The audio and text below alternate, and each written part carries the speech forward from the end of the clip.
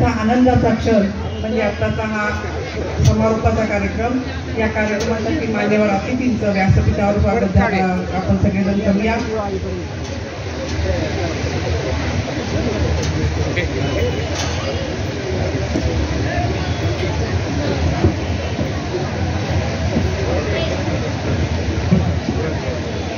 सगळ्यांनी अनुभवलेली आहे. पुस्तकांचं महत्त्व तुम्हाला सगळ्यांनाच माहिती आहे. इंद्रजित भालेराव आपल्या कवितेमध्ये म्हणतात, पुस्तकांनी बळ दिलं घाव आघात सोसण्याचं, आयुष्याच्या अंधाराला उंबरठ्यावर रोखण्याचं. हा धीर आणि आधार सोबती होऊन सोबत आला, जगता जगता संकटांचा अर्थ तेवढाच कळत गेला. आयुष्याला पुन्हा एकदा घासून पुसून लक्ष केलं, आयुष्य जगण्याच्या बाजारात हात धरून उभं केलं. असं जगण्याच्या आपल्या जगण्यामध्ये बळ देणारं, आधार देणारं असं असतं ते म्हणजे पुस्तक. आणि अशा या पुस्तकांच्या 4 दिवसाच्या या जत्रेमध्ये 4 दिवसाच्या या ग्रंथ महोत्सवामध्ये आपण सगळ्यांनी वेगवेगळ्या पद्धतीने आनंद घेतला आहे. ग्रंथ महोत्सवाची सुरुवात कर्मवीर भाऊराव पाटील समाधी परिसरामध्ये सुंदर अशा ग्रंथदिंडीने सुरुवात झाली. त्यानंतर छानसे परिसंवाद आणि करमणुकीचे कार्यक्रम 4 दिवस झाले. प्रवेशद्वार या ठिकाणी होतं.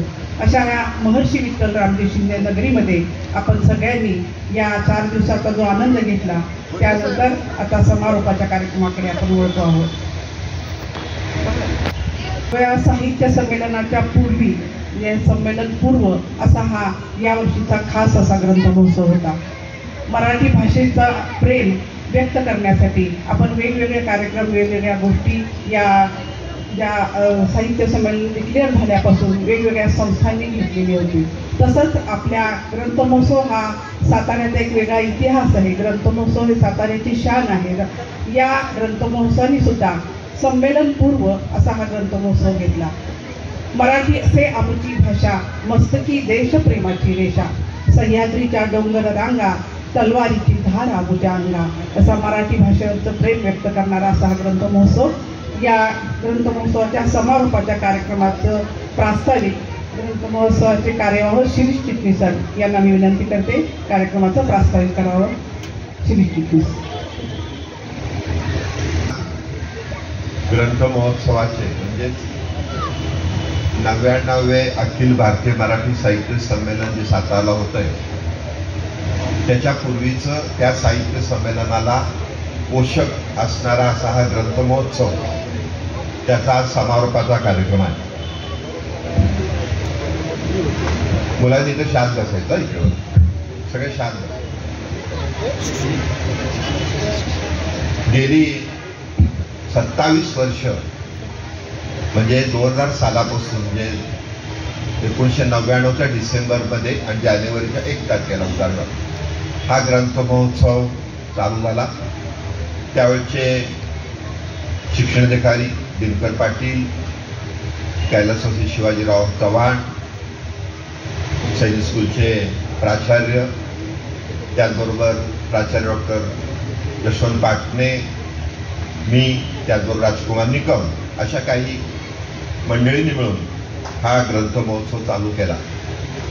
आणि आम्हाला सांगायला अतिशय आनंद वाटतो की महाराष्ट्रातच नव्हे तर देशामध्ये अशा प्रकारचं साहित्य संमेलन आणि ग्रंथ महोत्सव आणि तेही कमी खर्चात होणारा म्हणून हा ग्रंथ महोत्सव अतिशय प्रसिद्ध आहे.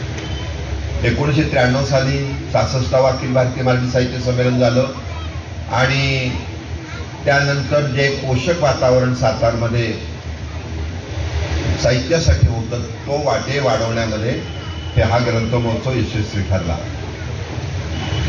रवी साहेबांना त्याचप्रमाणे राजा दीक्षितांना सांगायला मला अतिशय आनंद वाटतो की या ग्रंथ महोत्सवामध्ये बऱ्याच वेळेला आह साळुंके येऊन गेले आणि आह साळुंके महाराष्ट्र राज्य साहित्य संस्कृती मंडळाचे अध्यक्ष असताना त्यांनी असं म्हटलं की सातारला जो ग्रंथ महोत्सव होतो तो प्रत्येक जिल्ह्यात झाला पाहिजे आणि यासाठी शासनाने त्या जिल्ह्यातील विशेषतः प्रमुख ग्रंथालय, जिल्हा ग्रंथालय जे शासनाचं आहे त्याला साधारणपणे 1,00,000-2 लाख रुपये द्यावे आणि त्यावेळेपासून प्रत्येक जिल्ह्यामध्ये सुद्धा ग्रंथ महोत्सव चालू झालेला आहे. अशा प्रकारचा ग्रंथ महोत्सव महाराष्ट्रामध्ये सुद्धा बऱ्याच वेळेला घेण्याचा प्रयत्न ठिकाणी झाला पण त्याचं सातत्य टिकलं नाही. सातत्य टिकलेला हा ग्रंथ महोत्सव हा सातारकरांसाठी वरदान आहे. विशेषतः वाचन संस्कृतीला बळ देणारा हा ग्रंथ महोत्सव हा दिवसेंदिवस लेखक निर्माण करतोय, कवी निर्माण करतोय आणि वेगवेगळ्या वाचक निर्माण करतोय. महत्वाचं कारण वाचक हा महत्वाचा घटक आहे आणि तो घटक हा वाढला पाहिजे ही महत्वाची भूमिका आहे. आज या कार्यक्रमासाठी विशेषतः शिवाजी विद्यापीठाचे माजी प्रभारी कुलगुरू अशोकराव गोयटे, सातारा नगरीचे माजी नगराध्यक्ष प्रकाश गवळी, त्याचबरोबर इतर सर्वच मंडळी या ठिकाणी वेगवेगळे या ठिकाणी हजर आहेत, त्यांचं मी विशेषतः आभार मानतो. प्राचार्य डॉक्टर शिवलिंग मेनकुदळे आहेत आणि बरीच मंडळी आहेत. मला सांगायला असा आनंद वाटतो की हा ग्रंथ महोत्सव फक्त ग्रंथांपुरता मर्यादित नाही. हा ग्रंथ महोत्सव हा विशेषतः विद्यार्थ्यांशी निगडीत आहे. विद्यार्थी घटक हा या ग्रंथ महोत्सवात आत्मा आहे. म्हणजे ग्रंथ महोत्सव होण्यापूर्वी या ग्रंथ महोत्सवाच्या निमित्तानं वेगवेगळ्या स्पर्धा घेतल्या जातात आणि त्याच्यामध्ये विशेषतः कथाकथन स्पर्धा, त्याच्यानंतर मी वाचलेलं पुस्तक स्पर्धा, कवितांच्या स्पर्धा आणि सांस्कृतिक कार्यक्रम अशा माध्यमातून जे कार्यक्रम घेतले जातात त्याच्यामुळं या ग्रंथ महोत्सवामध्ये एक प्रकारे छोटे वीर, छोटे लेखकवीर, छोटे कवी असे सगळे तयार होण्याचं काम या ग्रंथ महोत्सवाच्या माध्यमातून होतं. या ठिकाणी तुषार दोशी पोलीस अधीक्षक आले, सगळ्यांनी टाळ्यांच्या गजरामध्ये त्यांचं स्वागत करावं. त्यांनी सातारला आपला चार्ज घेतल्यापासून बऱ्याच चांगल्या गोष्टी घडलेल्या आहेत. साताराला शांतता जी आहे ती आणखी ठेवण्यामध्ये त्यांचा या ठिकाणी मोठा वाटा आहे. मी या ठिकाणी आपल्याला सांगू इच्छितो की या ग्रंथ महोत्सवामुळे घराघरामध्ये विशेषतः पुस्तकं पोचलेली आहेत, ग्रंथ पोचलेले आहेत आणि एक नवीन प्रकारची वाचक चळवळ ही गेल्या 25 वर्षापासून चालू आहे. आपल्याला माहिती पाहिजे की सातारा जिल्हा हा विशेषतः सातारची राजधानी ही शाहू महाराजांनी वसवलेली राजधानी आहे आणि आटकेपार जे मराठ्यांचं राज्य गेलं त्याच्यामध्ये आपले शाहू महाराज हे प्रमुख होते. पण ते आटकेपार नुसतं राज्य नाही गेलं तर ती मराठी भाषा आटकेपार गेली. म्हणजे उदाहरणार्थ बघा, इंदोरमध्ये साधारणपणे 6 ते 7 लाख मराठी भाषिक आहेत, परंतु तिथं मराठी हे बोलतात. म्हणजे का बोलतात तर तिथपर्यंत आपलं मराठी राज्य गेलं. बडोदा असेल, भोपाळ असेल, इकडचं दक्षिणेमधली असतील, या सगळीकडे मराठी भाषा गेली. आज देशामध्ये 1 नंबरची भाषा हिंदी बोलली जाते, 2 नंबरची बंगाली बोलली जाते आणि 3 नंबरची मराठी बोलली जाते. एका बाजूला मराठी भाषेला अभिजात भाषेचा दर्जा मिळालेला आहे आणि हा अभिजात भाषेचा दर्जा हा ज्या मराठीच्या परंपरेमुळे मिळालेला आहे. ज्ञानेश्वरांपासून आपण जी परंपरा बघतो, म्हणजे एक काळ असा होता की संस्कृत भाषा महत्वाची मानली जात होती, मराठी भाषा महत्वाची मानली जात नव्हती. पण ज्ञानेश्वरांच्यापासून मराठी भाषेला जे महत्व आलं ते महत्व जे वाढत आहे ते नुसतं इथे नाही वाढत, जगाच्या व्यासपीठावर पण ते वाढत आहे. यासाठी सुद्धा आता या पुढच्या कालावधीमध्ये मराठी भाषेसाठी आपल्याला प्रयत्न करावे लागतील आणि जे जे चांगलं आहे ते न्यावं लागेल.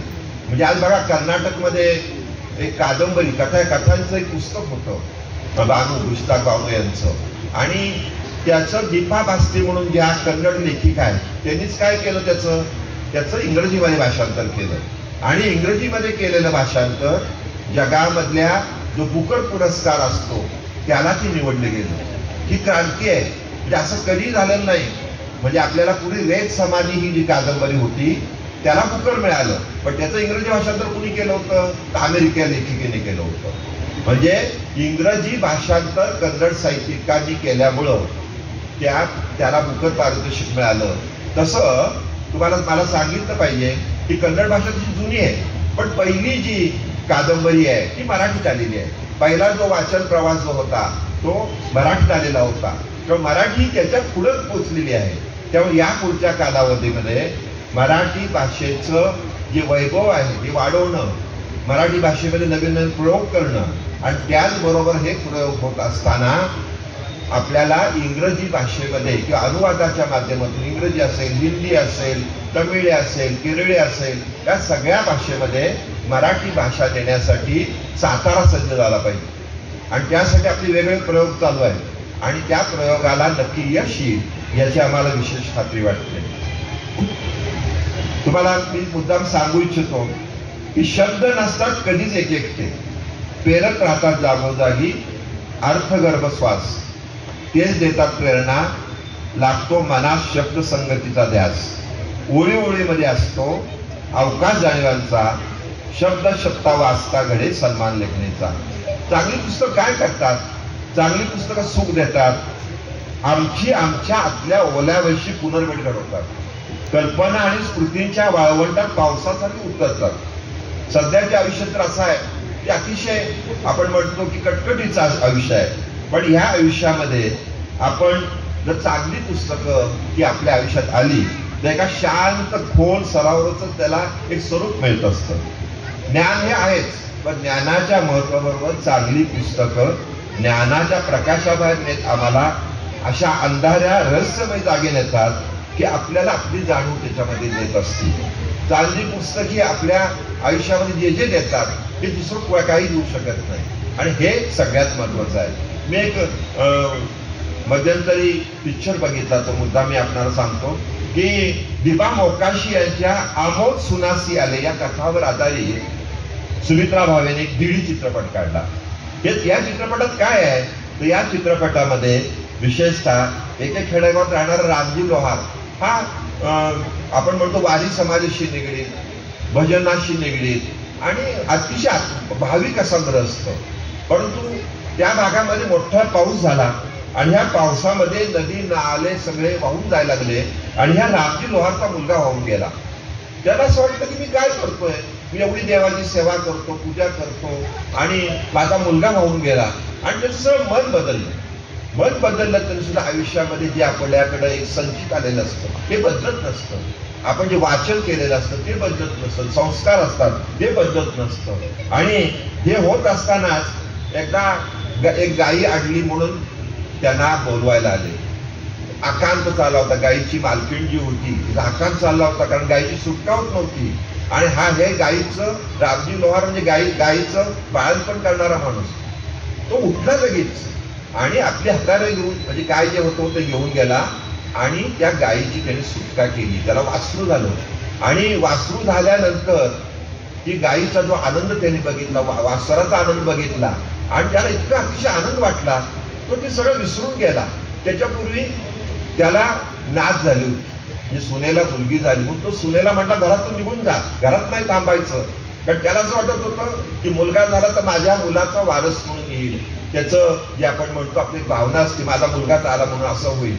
पण त्याच्या त्या नुसत्या गायीच्या बाळपणामुळं तो घरी आला आणि आपल्या सुनेला म्हटला या म्हाताऱ्या लेकराला माफ कर, माझ्यातनं फार मोठी चूक झालेली आहे. ही या कथेवरून हा चित्रपट जेव्हा झाला तेव्हा हा फार पुढे गेला, बघणाऱ्यांच्या डोळ्यात पाणी आलं. पण नुसतं पाणी येतं का? आपण जेव्हा एखादी कथा वाचतो तेव्हा आपलं नुसतं पाणी नाही, आपण विचार मंथन करायला लागतो आणि या विचार मंथनातून आपल्यामध्ये जे आत असतं, आतला ओलाव असतो तो बाहेर येतो आणि आपण एक चांगला माणूस पुन्हा पुन्हा घडत असतो. हे वाचनात महत्व आहे. आपण बघतो आज आता आम्ही या 4 दिवसामध्ये सर सांगायला मला आनंद वाटतो की या ग्रंथ महोत्सवाच्या प्राथमिक स्पर्धा होतात, तर इंग्रजी शाळेचे विद्यार्थी येतात. आता आपल्या कर्मवीरची जी इंग्रजी शाळेचे बरेच विद्यार्थी तुमच्या हस्ते ते बक्षीस पण घेणार आहेत. परंतु इंग्रजी शाळेमध्ये इंग्रजी जरूर शिकावं, पण आपली मातृभाषा जी आहे मराठी भाषा आहे, ही मराठी भाषा तुम्हाला संपन्न करत असते, तुम्हाला तुमच्या आयुष्यामध्ये अभिव्यक्ती देण्यासाठी मदत करत असते. जसं सर 3 राष्ट्र आहेत, एक म्हणजे दक्षिण कोरिया, दुसरं जपान आणि तिसरं चायना, त्यांनी आपली भाषा डेव्हलप केली प्रत्येकाने. आज सॅमसंग आपल्याला माहिती आहे, सॅमसंग आपल्याला मराठी शब्द वाटतो पण तो त्यांचा आहे. या 3 राष्ट्रांनी सगळं ज्ञान जे आहे आपल्या भाषेत आणलं, परंतु त्याचा फायदा असा झाला आपल्या भाषेमध्ये ज्ञान आणल्यामुळं त्यांची प्रतिभा खुलली आणि त्या प्रतिभा खुलण्यामुळं त्यांना वेगवेगळ्या प्रॉडक्ट्स त्यांनी जे निर्माण केले त्याच्यामध्ये त्यांना यश मिळालं. म्हणजे हे जे उदाहरण आहे हे आपल्याला घेण्यासारखं आहे. त्यामुळे आपण सुद्धा लक्षात घ्या. आता आम्ही तुम्हाला इंग्रजी माध्यमाच्या शाळेत जाऊ नका असं कुणाला अडवू शकत नाही. परंतु इंग्रजी माध्यमाच्या शाळेत तुम्ही नक्कीच विचारा शिक्षकांना की तुमच्या शाळेमध्ये पाटणेंना बोलवलं का, तुमच्या शाळेमध्ये नळवी साहेबांना बोलवलं का, तुमच्या शाळेमध्ये तुषार सर आहेत त्यांना बोलवलं का, दीक्षितांना बोलवलं का, कवींना बोलवलं का. त्याचं कारण असं आहे ते येऊन जेव्हा अशा कथा सांगतात, ते येऊन जेव्हा काही बोलतात, तेव्हा त्यांच्या मनामध्ये जी कोमलता निर्माण होते ही कोमलता अतिशय महत्वाची आहे. आज इंग्रजी शाळेतल्या शिक्षकांना सुद्धा जाणवेल की आपल्या शाळेमध्ये मराठी वक्ते आल्यामुळं आपल्याकडं विद्यार्थ्यांचा बघायचा दृष्टिकोन सुद्धा पूर्णपणे बदलून गेलेला आहे. त्याचं एकच मी उदाहरण सांगून माझं प्रास्ताविक संपवणार आहे.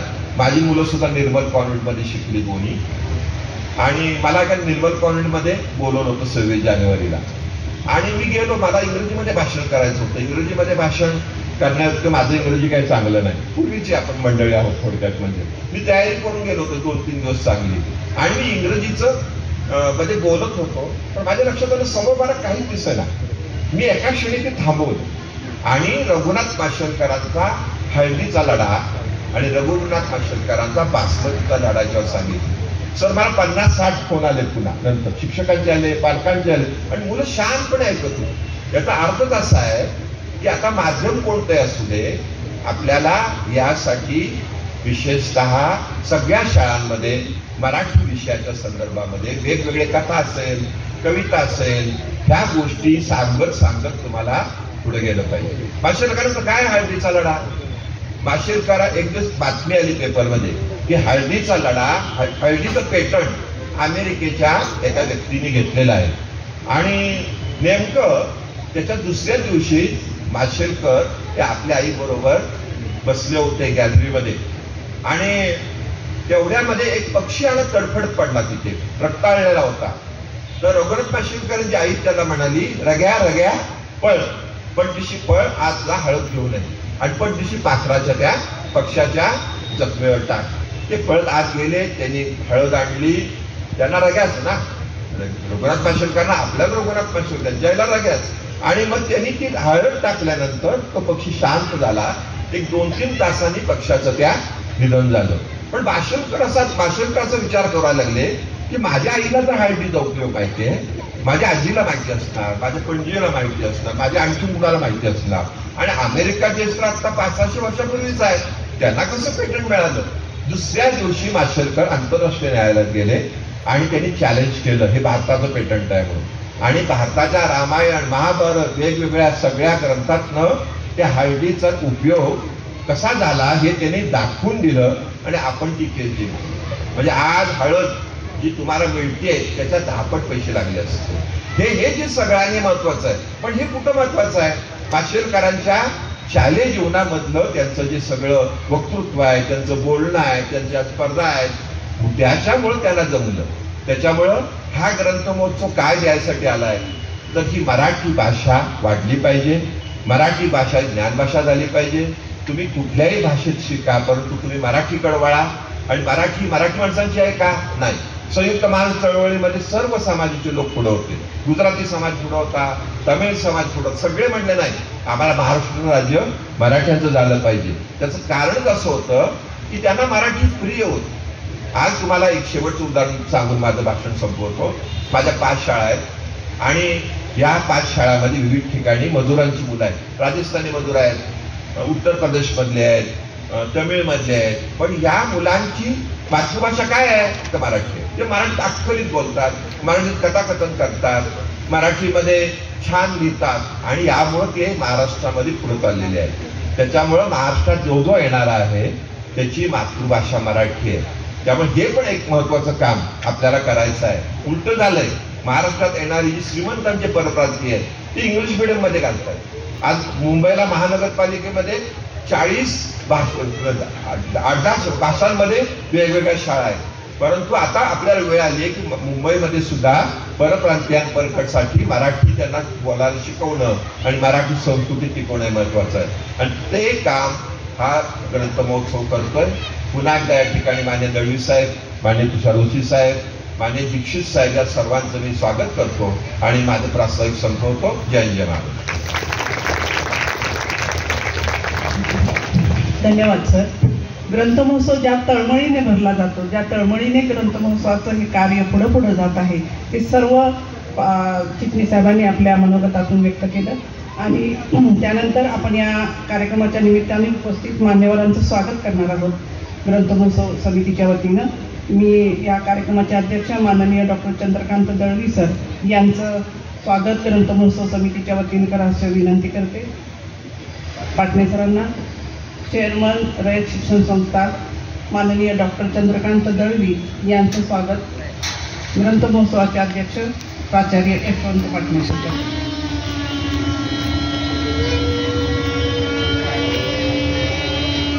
चंद्रकांत दळवी सर हे निवृत्त IAS अधिकारी आहेत. झिरो पेंडन्सी अभियान राबवणारे कल्पक अधिकारी म्हणून त्यांच्याकडे पाहिलं जातं. चेअरमन रयत शिक्षण संस्था पुण्याचे ते माजी विभागीय आयुक्त सुद्धा होते. झिरो पेंडन्सी या विषयावर पण त्यांचं पुस्तक एक आलेलं आहे आणि ग्रामीण विकास निढळ दळवी पॅटर्न नावाचं सुद्धा एक पुस्तक त्यांचं आहे. असे लेखक आणि निवृत्त अधिकारी IAS असणारे दळवी साहेब यांचं स्वागत. यानंतर आजच्या कार्यक्रमाचे प्रमुख अतिथी माननीय प्राध्यापक राजा दीक्षित सर यांचंही स्वागत होतं आहे. मी चिटणीस साहेबांना विनंती करते की त्यांनी त्यांचं स्वागत करावं. माजी अध्यक्ष मराठी विश्वकोश मंडळ वाई, इतिहास समाज विचार व केशवसूत 19व्या शतकातील महाराष्ट्र समग्र सेतू माधव पगडी यांच्या समग्र ग्रंथाचं संपादन त्यांनी केलेलं आहे. राणा चव्हाण पुरस्कार त्यांना मानाचा असणारा वाईतील राणा चव्हाण पुरस्कार त्यांना प्राप्त झालेला आहे.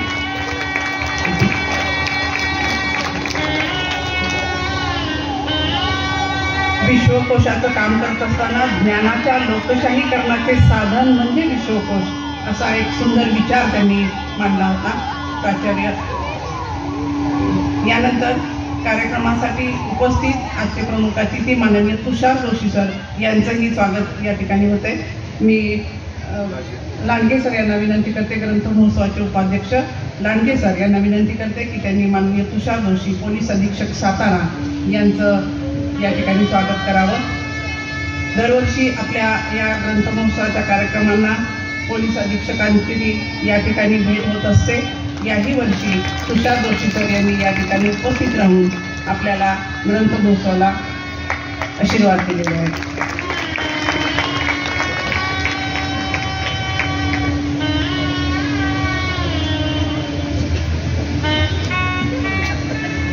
यानंतर ग्रंथ महोत्सवाच्या वतीने भूमिका व्यक्त करतील प्राचार्य यशवंत पाटणे सर.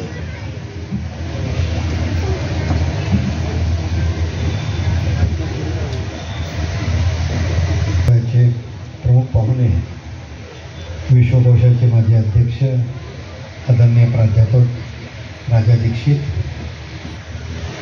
रयत शिक्षण संस्थेचे चेअरमन आणि महाराष्ट्रातल्या अनेक आदर्श अशा गावाचे संकल्पक आणि प्रेरक असे आदरणीय चंद्रकांत दळवी साहेब, आपल्या सातारा जिल्ह्याचे पोलीस अधीक्षक आदरणीय तुषार जोशी, या महोत्सवासाठी खास उपस्थित असणारे आमच्या शिवाजी विद्यापीठाचे माजी प्रभारी कुलगुरू आदरणीय प्राचार्य अशोक भोईटे, खास मंगळवेढ्याहून इथं आलेले प्राचार्य सुभाष कदम यांच्यासोबत बालाजी शिंदे. हे साहित्य संमेलन जे 33 वर्षापूर्वी साताऱ्यामध्ये झालं ते अत्यंत देखणं आणि दिमागदार करण्यात ज्यांचा फार मोठा वाटा होता, त्यावेळीचे नगराध्यक्ष आदरणीय प्रकाश गवळी, राजा दीक्षित यांची मनोभावे काळजी घेणारे आमचे पत्रकार दिनकर जिंबरे साहेब, रयत शिक्षण संस्थेचे सहसचिव आणि माझे मित्र प्राचार्य डॉक्टर शिवलिंग मेनपुर्ळे, आमच्या ग्रंथ महोत्सवाला सहकार्य करणाऱ्या आझाद कॉलेजच्या प्राचार्य डॉक्टर वंदना नलवडे, आमच्या ग्रंथ महोत्सव समितीचे कार्यवाह आदरणीय श्री चिटणीस, उपाध्यक्ष बीना लांडगे, सर्व ही समिती आणि इथं उपस्थित माझ्या बंधू भगिनी. खरं तर हा समारोपाचा सोहळा आज 3 दिग्गज व्यक्तींच्या हस्ते साजरा होतो आहे आणि मला विशेष सांगताना आनंद होतो की सर सातारचे कंदीपेढे जेवढे महाराष्ट्राला माहिती आहेत तेवढा माहीत असणारा एक भाग म्हणजे सातारचा ग्रंथ महोत्सव आहे. आणि या ग्रंथ महोत्सवानं जी सामान्य माणसाच्या मनात गोडी निर्माण केली आहे, आज सर्वसाधारण ज्या विद्यार्थ्यांना या ग्रंथ महोत्सवानं ग्रंथांची ओढ लागली आहे, हा एक अभिनव उपक्रम हा सातारा जिल्ह्यात जिल्हा परिषदेच्या माध्यमातून आम्ही इथं सादर करत असतो. 25 वर्षापूर्वी दिनकरराव पाटील आणि डॉक्टर शिवाजीराव चव्हाण यांच्या नेतृत्वाखाली ही चळवळ उभी राहिली आणि या चळवळीनं एक वेगळं असं सुंदर रूप या इथं घेतलं. आजही मला असं वाटतं की सर ही सगळी जी तरुण पिढी आहे, तरुणच नव्हे तर इथं असणारी सारीच मंडळी त्या एका छोट्या मोबाईलच्या स्क्रीनमध्ये अडकली आहेत. आज जपानसारखं विद्यापीठ तुमच्या सुखाच्या अनुभूतीवरती संशोधन करतं वाटारो साटो आणि तो सांगतो की जर इथल्या माणसाला माणूस म्हणून जर भविष्यात जगायचं असेल तर त्याच्या मनामध्ये त्याच्या मनाची मशागत करण्याची गरज आहे आणि ही मनाची मशागत करण्याचं काम सर हा ग्रंथ महोत्सव सुरू होतो. खरं तर आम्ही ज्ञानाला प्रकाश म्हणतो आणि अज्ञानाला अंधार म्हणतो. कुसुमाग्रजांनी फार छान ओळी सांगितल्या होत्या की आकाशाचं मन कळत नाही वाराहून मुक्त झाल्याशिवाय आणि प्रकाशाचा देवळात जात नाही दिवाहून भक्त झाल्याशिवाय. ग्रंथ महोत्सव आमच्यासाठी प्रकाशाचं देऊळ आहे. तिथं जायचं तर दिवाहून भक्त जायचं. दिवाहून म्हणजे याचा अर्थ तो डोळस भक्त असला पाहिजे. आज सुद्धा आपण बघतो की अंधभक्तांची संख्या सगळीकडेच वाढली आहे. म्हणजे अंधश्रद्धा निर्मूलन इथंच अंधश्रद्धा नाही तर बऱ्याच ठिकाणी, पण हा अंधार दूर व्हावा. मी नेहमी सांगतो की आपली संस्कृती सर प्रकाश पूजक आहे. आपल्या संस्कृतीचं म्हणतं तमसोरमा ज्योतिर्गमय. मला तो अंधारात उजेडात नाही, पण नेहमी मी सांगत असतो की अंधार 2 प्रकारचा असतो. एक अंधार सूर्य मावळल्यानंतर होतो, तो निसर्ग निर्मित असतो आणि मूल्य पायदळी तोडल्यानंतर अंधार होतो, तो मानव निर्मित होतो. मग तो अंधार अज्ञानाचा असेल, तो अंधार अंधश्रद्धेचा असेल, तो अंधार विषमतावादी मूल्यांचा असेल, तो अंधार चिरण्याचं सामर्थ्य फक्त ग्रंथांच्याकडे असतं आणि विचारवंतांच्याकडे असतं. आज कित्येक वर्षापूर्वी महात्मा फुलेंनी अज्ञानाचा अंधार चिरण्यासाठी संख्येला सावित्रीबाईंना घेतलं आणि अनेक ज्ञानज्योती इथल्या प्रज्वलित केल्या. याच्या पूर्वीचा ग्रंथ महोत्सव हा 3 जानेवारीला त्यासाठी साजरा व्हायचा की सावित्रीबाईंना यासाठी वंदन करायचं की आमच्या मातीतली पहिली अशी ती ज्ञानमाऊली होती. ग्रंथ महोत्सव असू दे, ज्ञानोत्सव असतो. आज ती ज्ञानाची परंपरा साहेब आमच्याकडे धर्मवीरांनी चालवली, बापूजी साळुंखेंनी चालवली, मामासाहेब जगदाळेंनी चालवली, मग महर्षी कर्व्यांनी चालवली, डॉक्टर पंजाबराव देशमुखांनी चालवली. या सगळ्या ज्ञानसंस्थांना बळ द्यायचं काम जे असतं तो हा ग्रंथ महोत्सव करत असतो. लक्षात घ्या साहेब, मला सांगताना अतिशय आनंद वाटतो की हा ग्रंथ महोत्सव विद्यार्थी केंद्रित आहे. 45 विद्यार्थी आम्ही दरवर्षी इथून तयार करतो. प्रत्येक विद्यार्थ्याला पहिली स्पर्धा असते माझं आवडलेलं पुस्तक. मग माझं आवडलेलं पुस्तक याच्यावरती 100 विद्यार्थी स्पर्धेत भाग घेतात. यातले 15 विद्यार्थी आम्ही निवडतो. आमचा हेतू असतो की निष्ठावंत वाचक निर्माण व्हावा, उद्याचा चांगला लेखक निर्माण व्हावा आणि त्यातनं फक्त 15 निवडून त्याला आम्ही चांगल्या 15 पुस्तकं देतो. नंतर आम्ही कवी संमेलन घेतो. त्याला मात्र माफ गर्दी असते. कवींचं काही पीक अजून महाराष्ट्रामध्ये एवढं उदंड आहे सगळं की ते आवरावं लागतं कधी कधी पीक सगळं, पण त्यातनं 15 काढणं हे त्या परीक्षकांचं मोठं कौशल्य असतं. पण आम्ही विद्यार्थ्यांच्यातले 15 कवी काढतो. आम्ही विद्यार्थ्यांचे चांगले वक्ते काढतो. विद्यार्थ्यांच्यातनं उद्याच्या काळात हा समाज घडवेल असे चांगले कलावंत काढतो. म्हणून महाराष्ट्राच्या मातीतला हा पहिला ग्रंथ महोत्सव आहे की दरवर्षी जो 45 विद्यार्थ्यातनं वाचक लेखक घडवतो. हे लक्षात घ्या. कवी घडवतो, कलावंत घडवतो. आणि मला असं वाटतं त्यासाठी ज्ञानाची गुरु. एक फक्त संदर्भ देऊन मी थांबतो.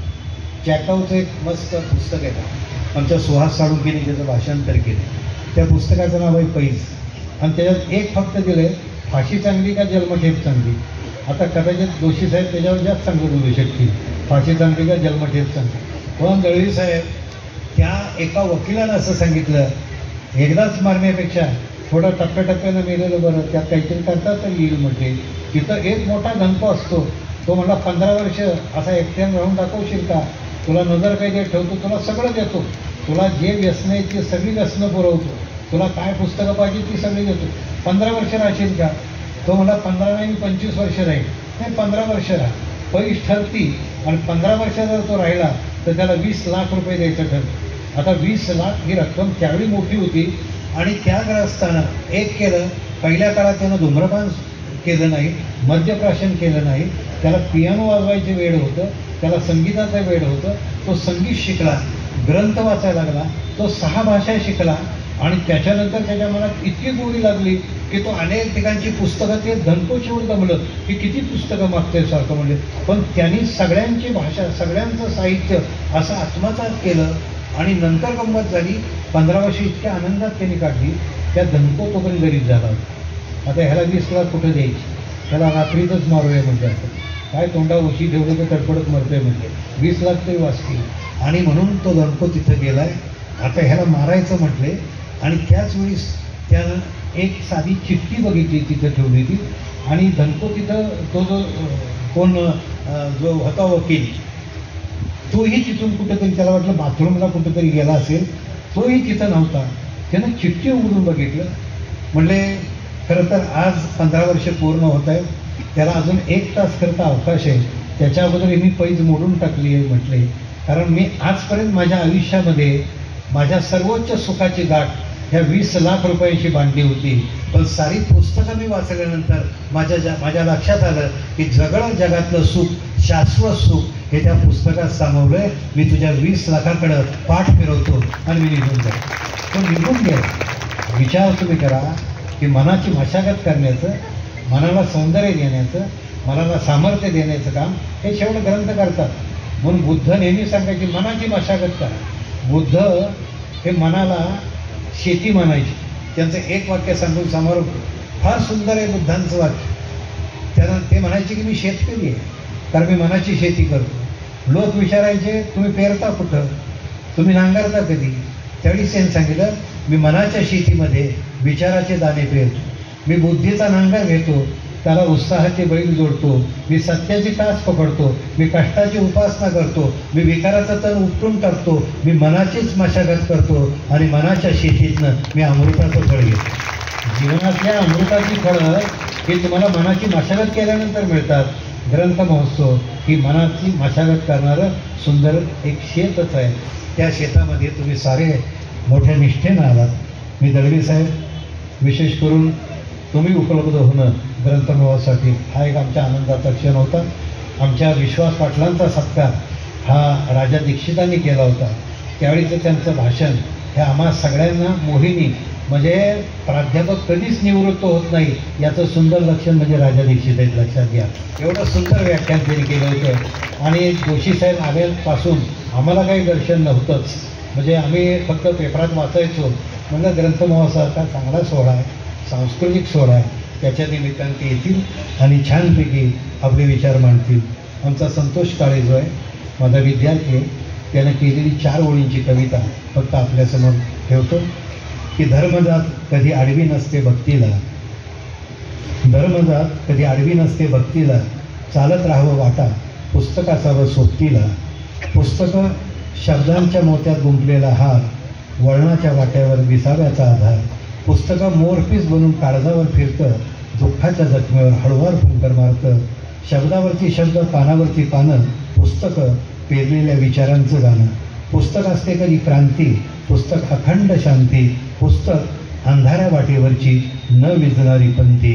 मी साऱ्या विद्यार्थ्यांना सांगेन पुस्तकाची आवड हीच आपली सांस्कृतिक ओळख असते. ही ओळख अधिक वाढवा, अधिक बळ घ्या. खूप मोठे व्हा. धन्यवाद. धन्यवाद सर. वाचकाच्या किंवा कुठल्याही व्यक्तीच्या आयुष्यामध्ये एखादा क्षण असा येतो, पठारावस्था येते की काय करावं सुचत नाही. त्यावेळेला आपण अवतीभोवतीचं जग बदलू शकत नाही, परंतु जर पुस्तकं हातात घेतली तर तुम्ही स्वतःपुरतं नवीन जग निश्चित निर्माण करू शकता.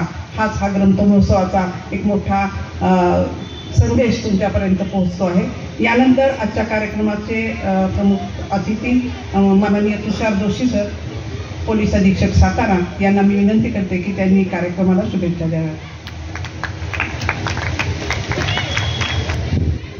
ग्रंथ महोत्सव समारोप समारंभाच्या या कार्यक्रमाला उपस्थित प्रमुख पाहुणे माननीय प्राध्यापक राजा दीक्षित सर, अध्यक्ष माननीय डॉक्टर चंद्रकांत दळवी सर, तसेच उपस्थित प्राचार्य डॉक्टर पाटणे, इतर सर्व मंचावर मान्यवर मंडळी, माझ्या समोर बसलेले सर्व मान्यवर मंडळी, पत्रकार बंधू भगिनींनी, मगाशीच बरंच चांगल्या मराठीत खूप आपल्याला चांगलं सांगितलं गेलं आहे.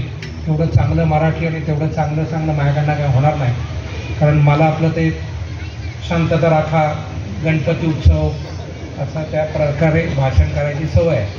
परंतु काही गोष्टी महत्त्वाच्या आहेत. त्याच्यामध्ये मला असं वाटतं की वाचन ही फार महत्त्वाची गोष्ट आहे आणि वाचन झालं तरच चांगलं दर्जेदार लिखाण होईल आणि दर्जेदार लिखाण झालं तरच कोणतीही भाषा त्या अर्थाने दर्जेदार होईल.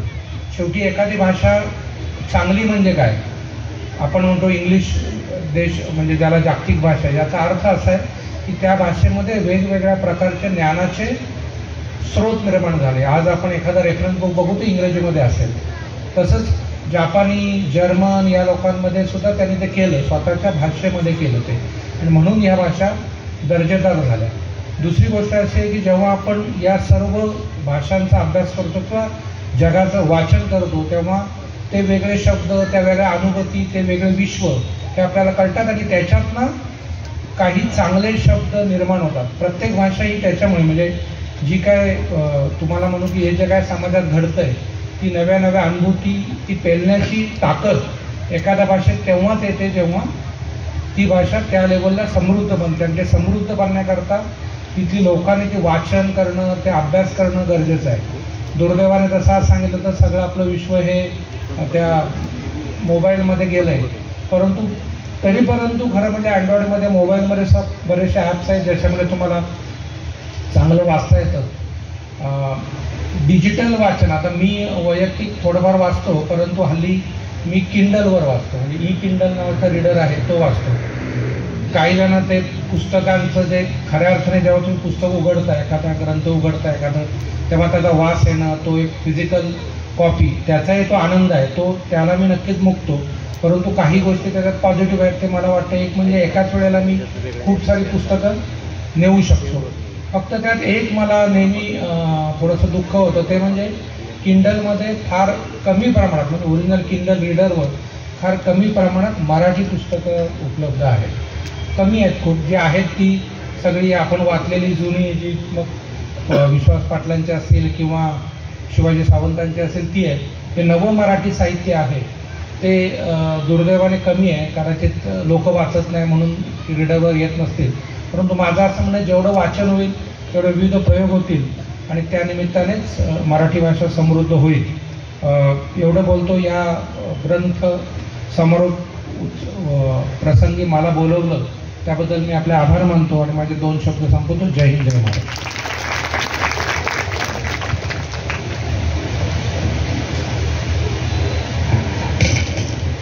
धन्यवाद सर. यानंतर कार्यक्रमाचे दुसरे अतिथी आणि कार्यक्रमाचे आजचे अध्यक्ष आहेत माननीय doctor Chandrakant Dalvi sir, chairman Rayat Shikshan संस्था.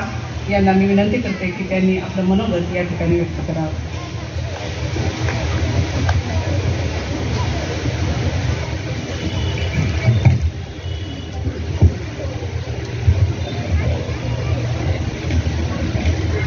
सातारा जिल्ह्यामध्ये, सातारा शहरामध्ये जानेवारी महिन्यामध्ये 99वं अखिल भारतीय मराठी साहित्य संमेलन भरणार आहे. या साहित्य संमेलनाच्या पूर्वतयारीचा भाग म्हणून, वातावरण निर्मिती व्हावी म्हणून आज सातारा जिल्हा ग्रंथ महोत्सव समितीच्या वतीने हा ग्रंथ महोत्सव आयोजित केला आहे. या आयोजनामध्ये ग्रंथ महोत्सव समितीच्या सर्व सभासदांचं मी या ठिकाणी आवर्जून कौतुक करतो, त्यांना धन्यवाद देतो. त्यामध्ये आज व्यासपीठावर उपस्थित आहेत डॉक्टर यशवंत पाटणे सर, त्याचप्रमाणे शिरीष चिटणीस, त्याचप्रमाणे श्री लांडगे. आजच्या कार्यक्रमाचे प्रमुख पाहुणे राजा दीक्षित, प्राध्यापक राजा दीक्षित साहेब. मी त्यांना विनंती केली की मी आपल्या आधी बोलतो, म्हणजे माझ्यासह इतरांना तुम्हाला ऐकता यावं, हा मुख्य उद्देश तुषार जोशींनी सांगितल्याप्रमाणे साहित्यिकाच्या व्यासपीठावर बोलणं थोडंसं आव्हानात्मक काम आमच्यासाठी वाटतं. पण अनुभव शेअर करता येऊ शकतात आणि जसे तुषार जोशी सरांनी या ठिकाणी त्यांचे अनुभव शेअर केले. सातारा जिल्ह्याचे पोलीस अधीक्षक तुषार जोशी या ठिकाणी या कार्यक्रमासाठी इतक्या मोठ्या संख्येनं उपस्थित असलेले सर्व आपण मान्यवर विद्यार्थी, प्राध्यापक, प्राचार्य, त्याचप्रमाणे आमच्या रयत शिक्षण संस्थेचे माजी सचिव भोटे सर, रयत शिक्षण संस्थेचे सध्याचे सहसचिव मेनकुद्रे सर, त्याचप्रमाणे राजेंद्र मोरे सर, आमचे प्रकाश गवळी साहेब, प्राध्यापिका नलवडे मॅडम आणि आपण सर्वजण बंधू आणि भगिनींनो, सातारा जिल्ह्यामधल्या ग्रंथ महोत्सवाच्या बद्दल मागच्या वर्षी प्रकर्षानं मला जाणीव झाली. कारण मागच्या वर्षी छत्रपती शिवाजी कॉलेजवर जागतिक मराठी परिषदेच्या वतीने शोध मराठी मनाचा हा कार्यक्रम आयोजित केला होता आणि जागतिक मराठी परिषदेचे अध्यक्ष श्री कार्याध्यक्ष रामदास फुटाणे सर होते आणि माननीय शरद पवार साहेबांनी सुचवले की या वर्षाचा कार्यक्रम आता आपण रयत शिक्षण संस्थेच्या कॅम्पसवर घेऊया आणि म्हणून तो कार्यक्रम संपन्न झाला.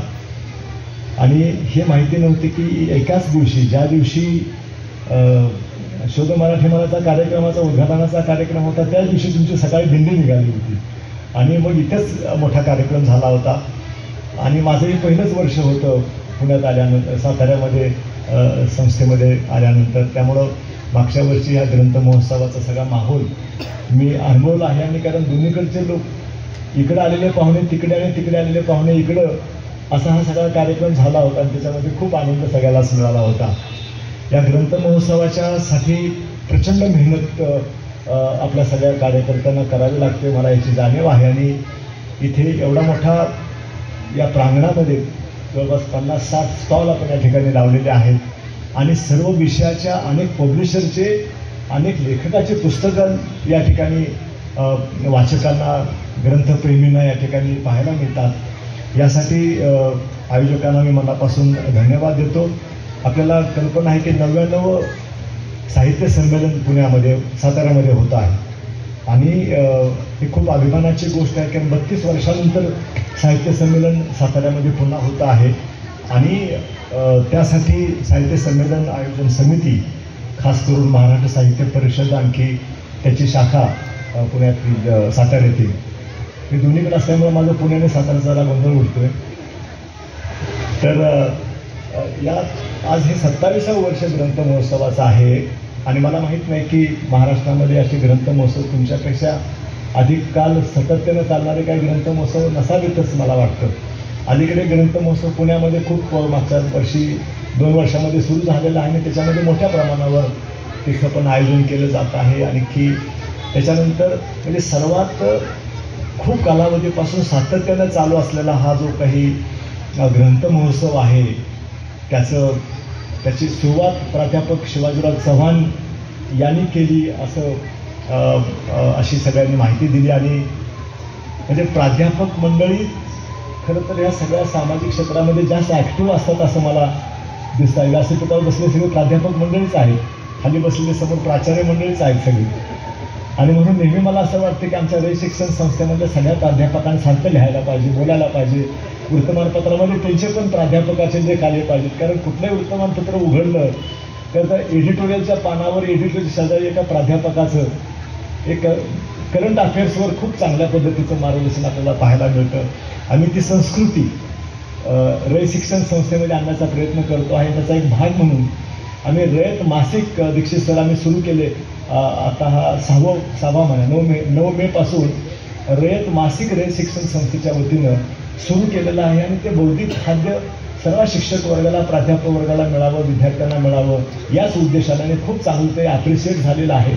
आणि आता मी त्याच्यामध्ये एनकरेज करतो आहे की रयत शिक्षण संस्थांमधले जे प्राध्यापक असतील, शिक्षक असतील, त्यांनी लिहितं व्हावं आणि हळूहळू काळाच्या ओघामध्ये रयत शिक्षण संस्थेमध्ये पण प्राध्यापक वर्ग तुमच्यासारखे नामांकित व्हावेत, हा पण त्याच्या पाठीमागचा उद्देश आहे. त्या दृष्टिकोनातून आम्ही सगळेजण काम करतो आहोत.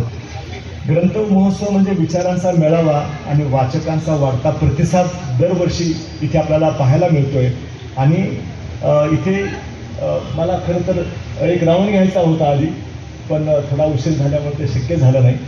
तर यामध्ये आपण महर्षी विठ्ठलरामजी शिंदे यांचं या ग्रंथ महोत्सवाच्या ठिकाणाला जे नाव दिलेलं आहे ते अतिशय योग्य निर्णय झाला आपला, कारण वाई इथं त्यांचं वास्तव्य होतं आणि ब्राह्मण समाजाच्या माध्यमातून राणा चव्हाण आणखी महर्षी शिंदे यांनी समाज सुधारण्याचं फार मोठं काम त्यांनी केलं आणि त्यांच्या कार्याची दखल घेऊन त्यांच्या कार्याला योग्य असं ह्या ते साहित्य क्षेत्रामध्ये पण त्यांचं मोठं योगदान असल्यामुळे त्यांच्या नावानं आपण हे महर्षी विठ्ठलरामजी शिंदे ग्रंथोत्सवाचं ठिकाण निवडलं, त्याच्याबद्दल त्यांचं नाव या ठिकाणाला दिलं, त्याच्याबद्दल संयोजन समितीला मनापासून धन्यवाद देतो. थोर साहित्यिक मारुती चितमपल्ली यांचं आपण प्रवेशद्वाराला नाव दिलं आहे. आपल्या सगळ्याला कल्पना आहे की मारुती चितमपल्ली हे आमच्यासारखेच शासकीय सेवेमध्ये वन विभागामध्ये अतिशय उच्च पदापर्यंत त्याने काम केलं आणि चितमपल्ली हे आयुष्यभर जंगलामध्येच राहिले, निसर्गासोबतच राहिले आणि सोलापूरच्या असून पण त्यांचं कार्यक्षेत्र चंद्रपूर आणि चंद्रपूर आणि विदर्भामध्ये संपूर्ण त्यांचं कार्यक्षेत्र होतं. तिथंच त्यांचं संपूर्ण साहित्यिक जे काही त्यांच्या लिखाण झालं ते सगळं तिकडून त्यांनी निर्माण केलं.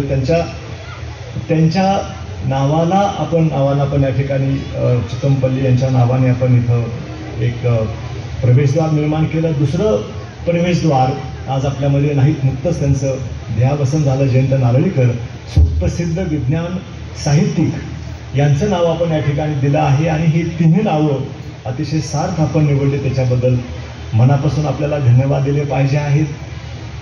मला अध्यक्ष म्हणून का निवडलं मला कळलं नाही कार्यक्रम साहित्याच्या क्षेत्रामध्ये, परंतु कदाचित झिरो पेंडन्सी डेली डिस्पोजल पुस्तक लिहिल्यामुळं असेल आणि निढळ ग्रामविकासाचा दळवी पॅटर्न पुस्तक आल्यामुळे कदाचित मला या ठिकाणी आपण पण आम्ही जे लिखाण करतो ते सगळं प्रशासनावर आणि केलेल्या कामावरचं आधारित ते आहे आणि त्याच्यामध्ये साहित्य टच कमी आहे. नाना पाटेकरांना जेव्हा माझ्या पुस्तकाच्या बद्दल प्रस्तावना लिहिण्यासाठी मी पत्र दिलं आणि ते माझा ड्राफ्ट दिला, तो नाना पाटेकरांनी वाचल्यानंतर ते म्हणाले की दळवी हे इम्पॉसिबल आहे, निढळ गावामध्ये जे तुम्ही काम केलं आहे ते बघितल्याशिवाय मी लिहिणार नाही. आणि मला खूप आनंद झाला की ते पाहायला आले, निढळमध्ये मुक्काम केला आणि निढळमध्ये मुक्काम करून दिवसभर संपूर्ण जे काही गावामध्ये काम गेल्या 42 वर्षात झाले त्यांनी पाहिलं आणि त्याच्यानंतर त्यांनी प्रस्तावना लिहिली. त्या प्रस्तावामध्ये त्यांनी शेवटी फार उल्लेख चांगला केला आहे की या पुस्तकामध्ये कुणी काव्य शोधायचा प्रयत्न करू नये, याच्यामध्ये साहित्य कोणी शोधायचा प्रयत्न करू नये असं जाणीवपूर्वक त्यांनी त्यांच्या प्रस्तावनामध्ये लिहिलेलं आहे. मुद्दाम या ठिकाणी नमूद करू इच्छितो. साहित्य संमेलनाच्या अनुषंगानं हा जो काही पूर्वप्रसिद्धीचा कार्यक्रम होतो आहे, साहित्याच्या संदर्भामध्ये आपण सर्वांनी खूप महत्त्वाचं सांगितलं की साहित्य हे समाजाचा खऱ्या अर्थानं आरसा असतो. आपलं प्रतिबिंब ह्या साहित्यामध्ये आपल्याला पाहायला मिळतं. समाजाच्या बदलाचं चित्र साहित्यामध्ये उमटतं आणि साहित्याच्या विचारामधून समाज घडत असतो. असं एकामेकावर अवलंबित अशा प्रकारचं साहित्य आणि समाज याची वाढ होताना आपण पाहत असतो. भूतकाळ असो, भविष्यकाळ असो, वर्तमान काळ असो, या सगळ्यामध्ये साहित्याची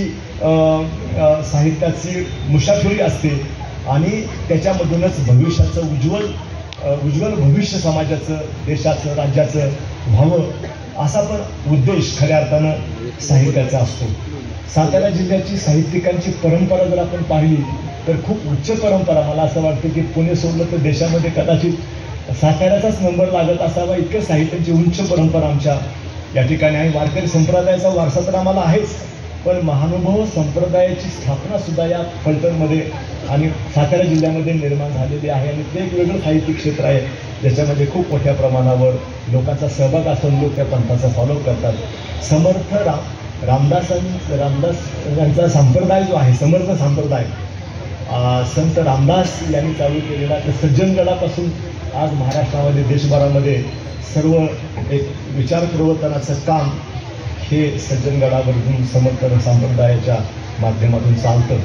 क्रांतीसूर्य महात्मा फुले यांचं वारस, यांचा जन्मठिकाण कटगुण असं म्हणतात, पण जन्मठिकाण त्यांचं खानोलीच आहे पण महात्मा ज्योतिबा फुले यांचे वारस त्यांचे आजोबा पणजोबा हे कडगुणमधून ते खानवळीला शिफ्ट झाले आणि म्हणून सातारकर नेहमीच कडगुण हे महात्मा ज्योतिबा फुले यांचं जन्मस्थळ मानतात, परंतु जन्मस्थळ खऱ्या अर्थानं ते खानवडी आहे, त्यांचं कर्मक्षेत्र पुणे आहे आणि त्यांचा वारसा हा कडगुणमधून सातारा जिल्ह्यामधून होता. आणि मग महात्मा फुलेंचं साहित्य शेतकऱ्याचा आसूड असेल, गुलामगिरी असेल, हे सगळं पाहिल्यानंतर याच्यापेक्षा उच्च प्रतीचं साहित्य काय असू शकतं, जे समाजाला भिडतं, समाजाला बदल करण्यासाठी त्या काळामध्ये निश्चित पडलेल्या समाजाला त्यांच्याच भाषेमध्ये आव्हान करायचं आणि त्यांना जागृत करायचं काम महात्मा ज्योतिबा फुले यांच्या साहित्यातून झालेलं आपल्याला पाहायला मिळतं. त्याचप्रमाणे स्त्री शिक्षणाचा मगाशी आपण चिटणीस सर आपण उल्लेख केला की नायगावच्या इथे जन्माला आलेल्या सावित्रीबाई फुले यांचं गाव सुद्धा सातारा जिल्ह्यामधलंच आहे आणि म्हणून स्त्री शिक्षणाचा वारसा असो की समाज शिक्षणाचा वारसा असो, महात्मा ज्योतिबा फुले यांच्या माध्यमातून असेल किंवा सावित्रीबाई फुले यांच्या माध्यमातून असून त्याची पण सुरुवात सातारा जिल्ह्यामधूनच झाली असं म्हटलं तर चुकीचं होणार नाही. खरं तर महात्मा ज्योतिबा फुले शाहू महाराज यांच्याकडून प्रेरणा घेऊन त्यांच्या मुशीमधून तयार झाले असं म्हटलं तर चुकीचं होणार नाही. बहुजनांच्या शिक्षणाच्यासाठी ज्यांनी महत्त्वपूर्ण योगदान दिलं, जरी त्यांचं जन्मस्थळ सांगली जिल्ह्यामधलं कुंभच असलं, त्यांची कर्मभूमी ही सातारा आहे. काले इथं कराडमध्ये त्यांनी पण रय शिक्षण संस्थेची स्थापना केली. आज रय शिक्षण संस्था आणि तिचा पसाऱ्याचं हेडक्वार्टर हे सातारा आहे आणि कर्मवीर भाऊराव पाटील यांचं योगदान याच्यामध्ये प्रचंड मोठ्या प्रमाणावर आहे. लेखक आणि साहित्यिक म्हणून A.V. मॅथ्यू म्हणून त्यावेळेचे छत्रपती शिवाजी कॉलेजचे प्राचार्य ज्यांनी कर्मवीरांच्यावरचं पहिलं चरित्र ग्रंथ लिहिला आणि त्याच्या आधारावरच पुन्हा सगळ्यांनी अनेक लेखकांनी सातारा जिल्ह्यामधल्या कर्मवीरांच्यावर लिखाणाचं काम केलं. तर ते कर्मवीर भाऊराव पाटील हे सुद्धा बहुजनांच्या शिक्षणासाठी प्रेरणा देणारे व्यक्तिमत्व हे सातारा जिल्ह्यामधलंच आहे. शिक्षण महर्षी बापूजी साळुंखे हे देखील संस्थापक श्री स्वामी विवेकानंद शिक्षण संस्था, सुरुवातीला बापूजी साळुंखे आणखी कर्मवीर एकत्रच काम करायचे. पुढे स्वामी विवेकानंद संस्थेचं मुख्यालय जरी कोल्हापूर असलं तरी पाटण तालुक्याजवळ, पाटण हेडक्वार्टर जवळचं रामपूर हे गाव हे खास करून श्री बापूजी साळुंखे यांचंच. खरं तर राजकारणामध्ये असूनही सर्वश्रेष्ठ साहित्यिक म्हटले पाहिजेत असे यशवंतराव चव्हाण सुद्धा अभिमानाची गोष्ट आहे की सातारा जिल्ह्यामध्येच आहेत आणि त्यांची सगळीच पुस्तकं कृष्णीचा काठपासून ते अप्रतिम अशा प्रकारचं साहित्य यशवंतराव चव्हाणजी यांच्या माध्यमातून निर्माण झालं. साताऱ्याचे प्रजाहित दक्ष राजे प्रतापसिंह महाराज साहित्य चळवळीमध्ये सर्वात मोठे योगदान त्यांनी दिलं त्या कालावधीमध्ये आणि साताऱ्यामध्ये छापखाना साहेब पहिल्यांदा त्यांनी सुरू केला आणि त्याच्यामुळे पुस्तकाच्या प्रकाशनाचं छपायचं काम हे सातारा जिल्ह्यामध्ये मोठ्या प्रमाणात होऊ शकलं. त्यामुळे जेव्हा सातारा जिल्ह्यामध्ये साहित्य संमेलन भरत असताना महाराज प्रतापसिंग साहेबांचं नाव इथं घ्यावंच लागेल आणि त्यांच्या योगदानाची दखल आपल्याला घ्यावीच लागेल. ही झाली जुनी मंडळी, परंतु 1980च्या दशकामध्ये सुद्धा सातारा जिल्ह्यामध्ये खूप मोठ्या प्रमाणावर लेखक, साहित्यिक, आणखी कवी निर्माण झाले हे आपल्याला पाहायला मिळेल. अंधश्रद्धा निर्मूलनाचं कार्य जे प्रचंड मोठ्या प्रमाणात, खऱ्या अर्थानं हा विषयच अजेंड्यावर आणला असेल तर अंधश्रद्धा निर्मूलनाचा हा नरेंद्र दाभोळकरांनी आणला आणि त्यांचं लिखाण साधारण मासिकामधून त्यांनी विचार प्रवर्तनाचं जे काही प्रचंड मोठं काम केलं ते असो, ते साहित्याच्यामध्ये फार मोठे योगदान आहे. आमचे उपराकार लक्ष्मण माने दलित साहित्याच्या बाबतीमध्ये त्यांनी जे काही योगदान दिलं ते सुद्धा या सातारा शहरामध्येच आणि साताऱ्यामध्येच ते मोठे झाले, याचा आपल्याला जरूर उल्लेख केला पाहिजे. अभ्यंकर पार्थ पोळके इथलेच आहेत आणि साळुंखे, डॉक्टर साळुंखे सुप्रसिद्ध साहित्यिक आणि परिवर्तनवादी चळवळीचे मार्गदर्शक हे पण साताऱ्याचे आणि तर्कतीर्थ लक्ष्मण शास्त्री जोशी मराठी विश्वकोशाचे आद्यजनक असं म्हटलं तरी चालेल, तेही या सातारा जिल्ह्यातलेच. तर अशा पद्धतीने इतकी थोड परंपरा, अनेकाची नावं घेता येतील. अनेक आपण जर त्या भागामध्ये कुठं फिरायला गेलो, शहरामध्ये गेलो, एखाद्या गावामध्ये गेलो तरी कुणीतरी येतो आणि आपण प्रकाशित केलेलं लिहिलेलं पुस्तक, काव्यसंग्रह किंवा एखादं पुस्तक जेव्हा आपल्याला हातात ठेवतो त्यावेळेला असा आनंदाचा वाटतं की आजचा हा मुलगा, आजचा हा जो काही तरुण म्हणजे 30ला 35चा तरुण भविष्याचा कदाचित याच व्यासपीठावर बसणारा एखादा तरुण साहित्यिक घडेल आणि तो ज्याला ते पुस्तक देतो त्याला खूप आनंद होतो. अशा पद्धतीनं सातारा शहराचं सातारा जिल्ह्याचं प्रचंड योगदान साहित्यिक क्षेत्रामध्ये आहे. बेसिक काम साहित्य क्षेत्रामध्ये सातारा जिल्ह्याने केलं असं म्हटलं तर चुकीचं होणार नाही. आणि ते अगदी आमच्या रमणलाल शहापासून ते शिरीष चिटणीसापर्यंत आणि डॉक्टर यशवंत पाटणेपर्यंत येऊन थांबतं असं म्हटलं तर चुकीचं होणार नाही. अभिजित मराठी भाषेला अभिजित भाषेचा दर्जा प्राप्त झाला आणि मला असं वाटतं की खऱ्या अर्थानं याची दखल आता राष्ट्रीय पातळीवर घेतली गेल्यामुळं मराठीच्या वाढीसाठी मराठीमध्ये वाङ्मय अधिकाधिक मराठीतलं वाङ्मय इतर भाषामध्ये मगाशी जसं जोशी सरांनी सांगितलं की किंडलमध्ये असो किंवा सोशल मीडियामध्ये मराठी वाङ्मय फार कमी येतं. ग्रंथ महोत्सवाच्या माध्यमातून साहित्य संमेलनाच्या माध्यमातून याच्यावर पण ब्रेन स्टॉर्मिंग होण्याची आवश्यकता आहे, विचार मंथन होण्याची आवश्यकता आहे आणि आमचं मराठीचं साहित्य सगळ्याच सोशल मीडियावर ते कसं जाईल याच्या बाबतीमध्ये सुद्धा नक्कीच आपल्याला सगळ्यांना विचार करण्याची आवश्यकता आहे. कारण वाचत नाहीत असं नाही सध्याच्या काळामध्ये. म्हणजे तुम्ही कुठे गेला तर माणूस फक्त वाचतच असतो, बाकी काही करत नाही. म्हणजे त्याच्या मोबाईल आणि तोच 4 माणसं एका ठिकाणी भेटतात, 4 दिशेला तोंड करून मोबाईल बघत असतात, बघत नसतात, ते वाचत असतात, काहीतरी वाचत असतात, काही ना काही ते शब्द वाचत असतात. ही माझ्यासाठी अतिशय पॉझिटिव्ह चिन्ह आहे असं म्हटलं तर चालेल. कारण सगळ्या गोष्टी निगेटिव्ह त्याच्याकडे बघण्यात काही पॉईंट नाही. आणि म्हणून मग सोशल मीडियावर सशक्त अशा प्रकारचं साहित्य वाचनासाठी लोकांना कसं देता येईल आणि त्यांच्या भाषेमध्ये त्यांच्याच जे काही त्याच्या रिक्वायरमेंट म्हणजे आज सगळ्यात मोठ्या प्रमाणावर ई बुक्सचा वापर केला जातो, ऑडिओ बुक्सचा मोठ्या प्रमाणावर वापर केला जातो आहे. आज अनेक जण मी स्वतः अनेक वेळा प्रवासामध्ये ऑडिओ बुक लावून ऑडिओ बुक्स वाचायचं काम करता येतं. आणि म्हणून या सगळ्या गोष्टीकडे आपल्याला मराठी साहित्य हे सोशल मीडियासाठी सोशल मीडिया फ्रेंडली ते कसं करता येईल याच्या बाबतीमध्ये खऱ्या अर्थाने विचार करण्याची आवश्यकता आहे असं म्हटलं तर. कारण ही पिढी जी आपण पाहतो आहे ही पिढी कशाला आम्ही पण त्याच्यामध्येच गुंतलेलो आहे मोठ्या प्रमाणावर. आणि म्हणून दुसरं काहीतरी वाचण्यापेक्षा सशक्त वाचन त्याच्यामधून कसं देता येईल सोशल मीडियाच्या माध्यमातून हा पण नक्कीच आपल्याला विचार करता येऊ शकतो. आणि म्हणून मराठी भाषेच्या विकासासाठी आणि संवर्धनासाठी अभिजित मराठी भाषेचा दर्जा मिळाला त्याचा नक्कीच आपल्याला फायदा होईल.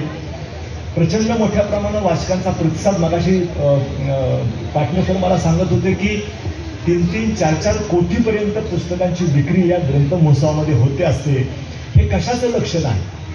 हे लक्षण आहे की माणसं वाचतायत आणि त्यांना विविध प्रकारचे वाचनासाठी ग्रंथ उपलब्ध व्हावेत म्हणून इतक्या मोठ्या प्रमाणावर लोक येत आहेत आणि ग्रंथ महोत्सवाला भेट देत आहेत. हे सुचिन्ह आहे आणि ही गोडी खास करून सातारा जिल्ह्यामध्ये लागावी यासाठी ग्रंथ महोत्सव समितीला मनापासून धन्यवाद दिले की प्रचंड मोठ्या प्रमाणात ते काम करतायत. मला असं वाटतं की ग्रंथ चळवळीमुळे ग्रंथांची चळवळ वाचन संस्कृती वाढवण्यासाठी आपण हा जो काही प्रयत्न करतो आहोत तो अतिशय स्तुत्य आहे आणि त्याच्यासाठी सगळ्या समाजाचे योगदान त्याच्यामध्ये मिळण्याची आवश्यकता आहे. दरवर्षी जानेवारी महिन्यामध्ये होणारा हा 3 जानेवारीला खास करून त्याचं कारणही मगाशी सांगितलं 3 जानेवारीला होणारा हा जो काही ग्रंथ महोत्सव आहे तो 99वं साहित्य संमेलनच जानेवारी महिन्यामध्ये आणि तेही 1 जानेवारीलाच होणार आहे मला वाटतं. त्यामुळं हा आपण प्रिपोन केला आहे आणि इथं आज हा कार्यक्रम इथे संपन्न होतो आहे. आनंद वाटला की या समारंभ या ग्रंथ महोत्सवाची सुरुवात रयत शिक्षण संस्थेमधल्या कर्मवीर भाऊराव पाटील आणखी लक्ष्मीबाई भाऊराव पाटील यांच्या समाधी परिसरातून या दिंडीचा ग्रंथ दिंडीचा शुभारंभ झाला आणि इथं येऊन मग ग्रंथ महोत्सवाचा शुभारंभ झाला. शुभारंभाच्या कार्यक्रमाला छत्रपती शिवेंद्रराजे भोसले छत्रपती उदयनराजे भोसले उपस्थित होते आणि त्याच्यामुळं मग याच्याकडे पाहण्याचा दृष्टिकोन जिल्ह्याचा समाजाचा बदलण्याचं काम उद्घाटनाच्या कार्यक्रमातून झालं असं म्हटलं तर वावगं होणार नाही. म्हणून ग्रंथ महोत्सवाचं महत्त्व अतिशय चांगल्या पद्धतीने अधोरेखित या कार्यक्रमामुळे झालं असं म्हटलं तर चुकीचं होणार नाही. लोकसंस्कृती लोककलांचं सादरीकरण विविध प्रकारचे परिसंवाद फक्त पुस्तक महोत्सवामध्ये केवळ पुस्तकांचं स्टॉल्स आहेत आणि पुस्तक खरेदी विक्री असं नाही. 4 दिवस आपण पूर्णपणे भरगच्च कार्यक्रम या ठिकाणी ठेवलेले आहेत. इतक्या महानीय लोकांना या ठिकाणी बोलवलेलं आहे. त्यांचे विचार ऐकण्याची त्यांना पाहण्याची त्यांना भेटण्याची त्यांच्याबरोबर फोटो काढण्याची संधी आपण या ग्रंथ महोत्सवाच्या निमित्तानं या नागरिकांना उपलब्ध करून दिली आहे. ते पण खूप महत्त्वाचं आहे कारण एखादी व्यक्ती भेटणं, त्याचे विचार सुद्धा एखाद्या माणसाच्या जीवनामध्ये परिवर्तन करतात. एखादी घटना, एखाद्या पुस्तकात एखादा प्रसंग वाचल्यानंतर सुद्धा काही अनेकांची जीवन बदललेले आहेत. तुम्ही मग असे जे जेलरचं उदाहरण सांगितलं तुम्ही साहेब, ते पण त्यांना 15 वर्ष लागलेली, एका पुस्तकामधून सुद्धा जीवन बदलू शकतं अशा प्रकारचं चित्र तुम्ही आम्ही अनुभवलेलं आहे. आणि म्हणून लेखन, वाचन याचं महत्त्व अधोरेखित करणारं, ते वृद्धिंगत करणारं काम या ग्रंथ महोत्सवामधून होतं आहे. त्याच्याबद्दल अतिशय आनंद झाला. मला या ठिकाणी डॉक्टर लावलं मागे मॅडम, मी डॉक्टर नाही आहे. साहित्य क्षेत्रामध्ये प्राध्यापक आणि डॉक्टर हे दोनच फक्त बिरदावली दिली जाते. त्यामुळे मी डॉक्टर पण नाही, प्राध्यापक पण नाही आहे. त्यामुळे डॉक्टर म्हणजे की वेगळी रिस्पॉन्सिबिलिटी येते, बरोबर आहे ना, साहित्य क्षेत्रामध्ये. आणि म्हणून राजा दीक्षित सुद्धा डॉक्टर लावत नाही, ते प्राध्यापकच लावतात. आणि राजा दीक्षितांचं प्रचंड मोठं योगदान आहे काव्य या साहित्यामध्ये, समीक्षणामध्ये, इतिहासामध्ये. आणि म्हणून आज आपण त्यांना या ठिकाणी बोलवलेलं आहे. आम्हाला दोघांना, मला आणि तुषार जोशी आम्ही चर्चा करत होतो की आम्हाला खूप आनंद झाला की आम्हाला राजा दीक्षितांच्या बरोबर या ठिकाणी व्यासपीठावर बसण्याची तुम्ही संधी मिळवून दिली. आणि म्हणूनच मी त्यांना सांगितलं की मी जरी अध्यक्ष कार्यक्रमाचा असलो तरी या कार्यक्रमासाठी मी आता आधी बोलतो. आणि मग राजा दीक्षित साहेबांचं एक चतुरस्र वक्ता पण आहेत, चतुरस्र लेखक पण आहेत ते. आणि म्हणून त्यांनी मुक्तपणे विवेचन करावं आणि आम्ही ते ऐकावं या उद्देशानं मी आधीच भाषण केलेलं आहे. मी अधिक बोललो. मला असं वाटतं की या सगळ्या कार्यक्रमामध्ये पाहतो आहे की शिक्षण क्षेत्रातील लोक जास्त मोठ्या प्रमाणात, विद्यार्थी मोठ्या प्रमाणावर आहेत. खरं तर म्हणजे सगळ्या शाळांना ग्रंथ महोत्सवाच्या कालावधीमध्ये सगळ्या कॉलेजेसना आता अलीकडे क्षेत्र भेटी नावाचा कार्यक्रम असतो शिक्षण क्षेत्रामध्ये. म्हणजे सहलीच्या शिवाय, शैक्षणिक सहलीच्या शिवाय क्षेत्र भेटी नावाचा एक जोशी साहेब आता एक कार्यक्रम इंट्रोड्यूस केलेला आहे. आणि म्हणून दरवर्षी जानेवारी महिन्यामध्ये आता जो ग्रंथ महोत्सव होतो, शिक्षणाधिकाऱ्यांचा पुढाकार आहेच, शिक्षणाधिकारी आपल्या समितीवर आहेतच. खास करून जिल्हा परिषदेच्या CO मॅडम सुद्धा या समितीच्या अध्यक्ष आहेत. तर जिल्हा परिषदेच्या सगळ्या शाळांना, आम्ही शिक्षण संस्थेच्या सगळ्या शाळांना आणि सगळ्या शिक्षण संस्थांना आपण विनंती केली पाहिजे की या ग्रंथ महोत्सवामध्ये क्षेत्रभेटी म्हणून सगळ्याच विद्यार्थ्यांना जिल्ह्याच्या या ग्रंथ महोत्सवामध्ये सहभागी करून घेण्याचं काम आपण केलं तर खऱ्या अर्थानं याचा प्रचार आणि प्रसिद्धीचं काम आणि ज्या उद्देशानं आपण हे सगळं भरवतो आहे ग्रंथ महोत्सव, तर त्याला खऱ्या अर्थानं एक चांगलं स्वरूप प्राप्त होईल. सर्व विद्यार्थी, या ठिकाणी उपस्थित असलेले सर्व शिक्षक, पालक यांना या निमित्तानं शुभेच्छा देतो. पत्रकार बंधूंना धन्यवाद देतो आणि थांबतो. जय हिंद, जय महाराष्ट्र.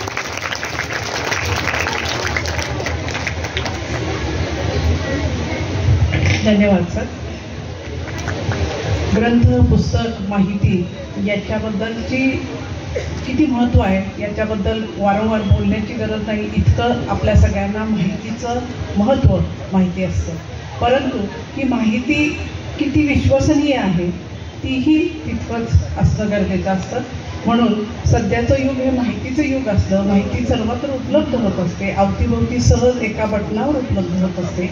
परंतु तरीसुद्धा विश्वसनीय माहिती उपलब्ध करून देणारं साधन म्हणून विश्वकोश अशी व्याख्या करणारे आजच्या कार्यक्रमाचे आपले प्रमुख पाहुणे माननीय प्राध्यापक राजा दीक्षित सर, माजी अध्यक्ष मराठी विश्वकोश मंडळ वाई आणि वाई येथील नवभारत मासिकाचे माजी संपादक यांना मी विनंती करते या कार्यक्रमाच्या निमित्ताने या सोहळ्याला आपण मार्गदर्शन करावं.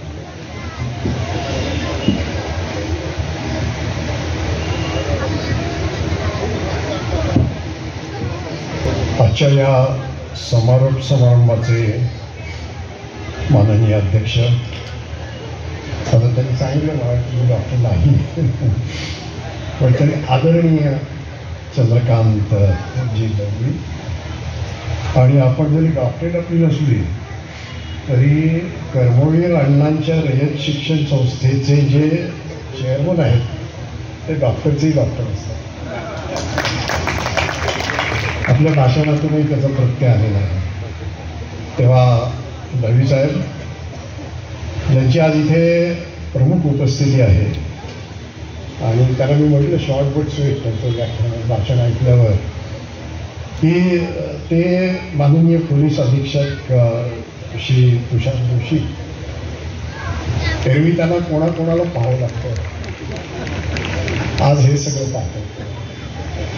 त्यामुळे त्यालाही आज खूप बरं वाटलंय, त्याच्या चेहऱ्यावरही आपल्याला ते दिसत आहे.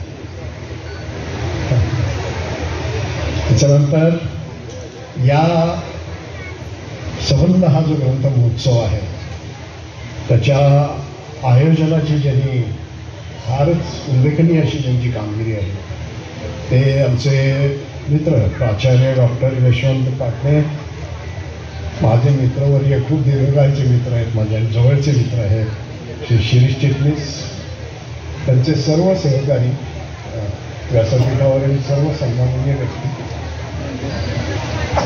आणि इथे समोर सुद्धा खूप सन्माननीय व्यक्ती आहेत. आता सगळी काही नावं घेणं शक्य नाही, पण तिथे माझे मित्र दिनकर जिमरे आहेत, त्यांचा एक प्रतिकात्मक उल्लेख करतो.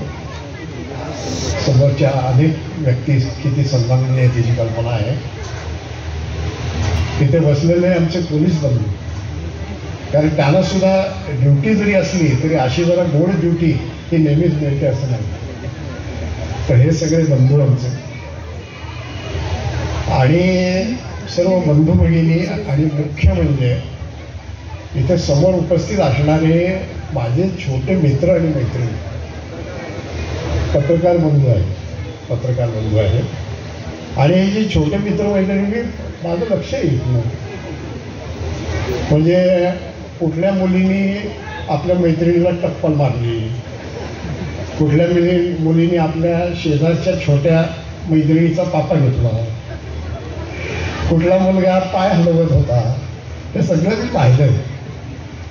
पण हे पाहून काही वेळेला तुम्हाला शाळेत रागवत असतील, मी काय तुम्हाला रागवणार नाही जरी शिक्षक असलो तरी, कारण मला लहान मुलं खूप आवडतात, ते एक.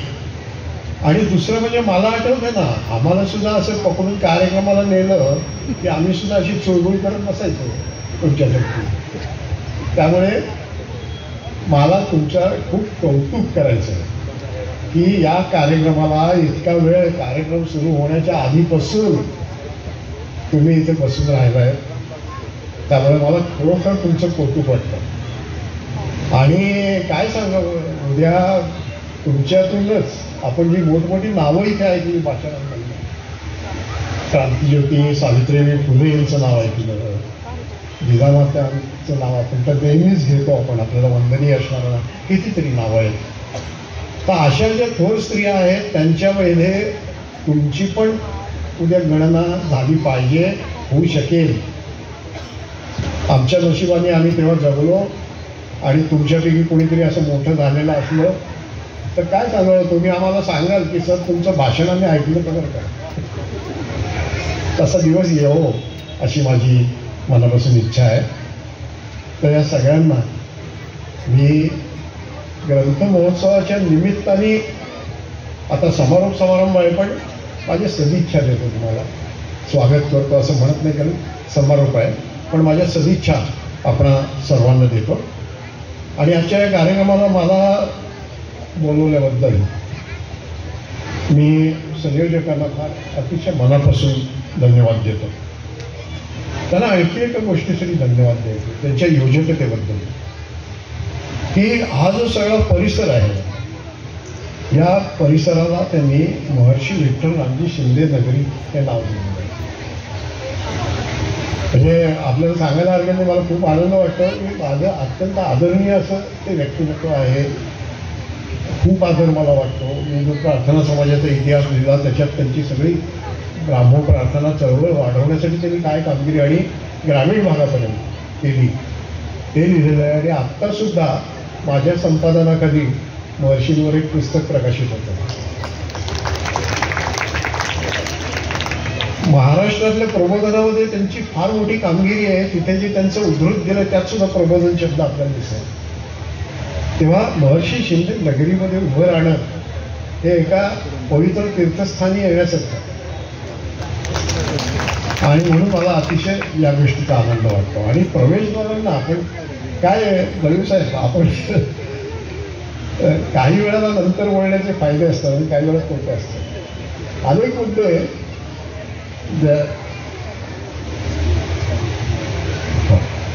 चालेल.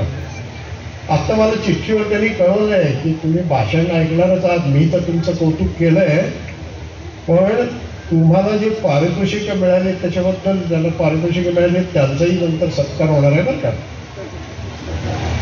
तर ती तर आणखी आनंदाची गोष्ट आहे. तर ही जी नावं दिली आहेत अरण्य ऋषी, म्हणजे मारुती चितमपल्ली यांना अरण्य ऋषी म्हटलं गेलं आहे. आणि किती एका शब्दात तुम्ही ते सगळं वर्णन घेतात, अरण्य ऋषी. त्याच्यानंतर जयंत नारळीकर, मी नवभारतचा एक अंकच त्यांच्यावर काढलेला होता. महर्षी विठ्ठलरामजी शिंदेवर एक अंक काढलेला होता. तर जयंत नारळीकर हे एक थोर शास्त्रज्ञ तर होते जागतिक कीर्तीचे, पण थोर विज्ञान लेखकही होते. मराठी भाषेमध्ये विज्ञान कथा रुजवण्यात आणि विज्ञान कादंबरी रुजवण्यात फार मोठी कामगिरी ही जयंत नारळीकर यांनी केली. त्यामुळे हे जे एक आपण औचित्य दाखवलं की प्रवेशद्वारांना ही जी नावं दिली ते सुद्धा मला फार समाधानकारक असं वाटतं. मी कार्यक्रम पत्रिकेवर नजर टाकत होतो, तपशिलात मी जात नाही कारण आपल्या हाताशी तेवढा वेळ नाही, परंतु खूप चांगले कार्यक्रम आपण आयोजित केले आणि आनंद वाटतो. कारण इथे आता साहित्य संमेलन होणार आहे आणि मराठी साहित्य महामंडळावर निवड झाल्याबद्दल कार्यवाह आणि कोषाध्यक्षपदी आपण श्री विनोद कुलकर्णी जे साताऱ्याचेच आहेत आणि सुनीता राजे पवार ज्या या भागातल्याच आहेत यांचा सत्कार केला, ही सुद्धा मला खूप उल्लेखनीय अशी गोष्ट वाटते. मला जो काही थोडा वेळ उपलब्ध आहे त्या वेळात काही तासाभराचं 2 तासाचं व्याख्यान मी देणार नाही, तेवढ्या उपलब्ध वेळात काही सूत्रमय बोलणार आहे. विस्तार करायला वेळ नाही, पण सूत्रमय काही मुद्दे आपल्यासमोर ठेवतो.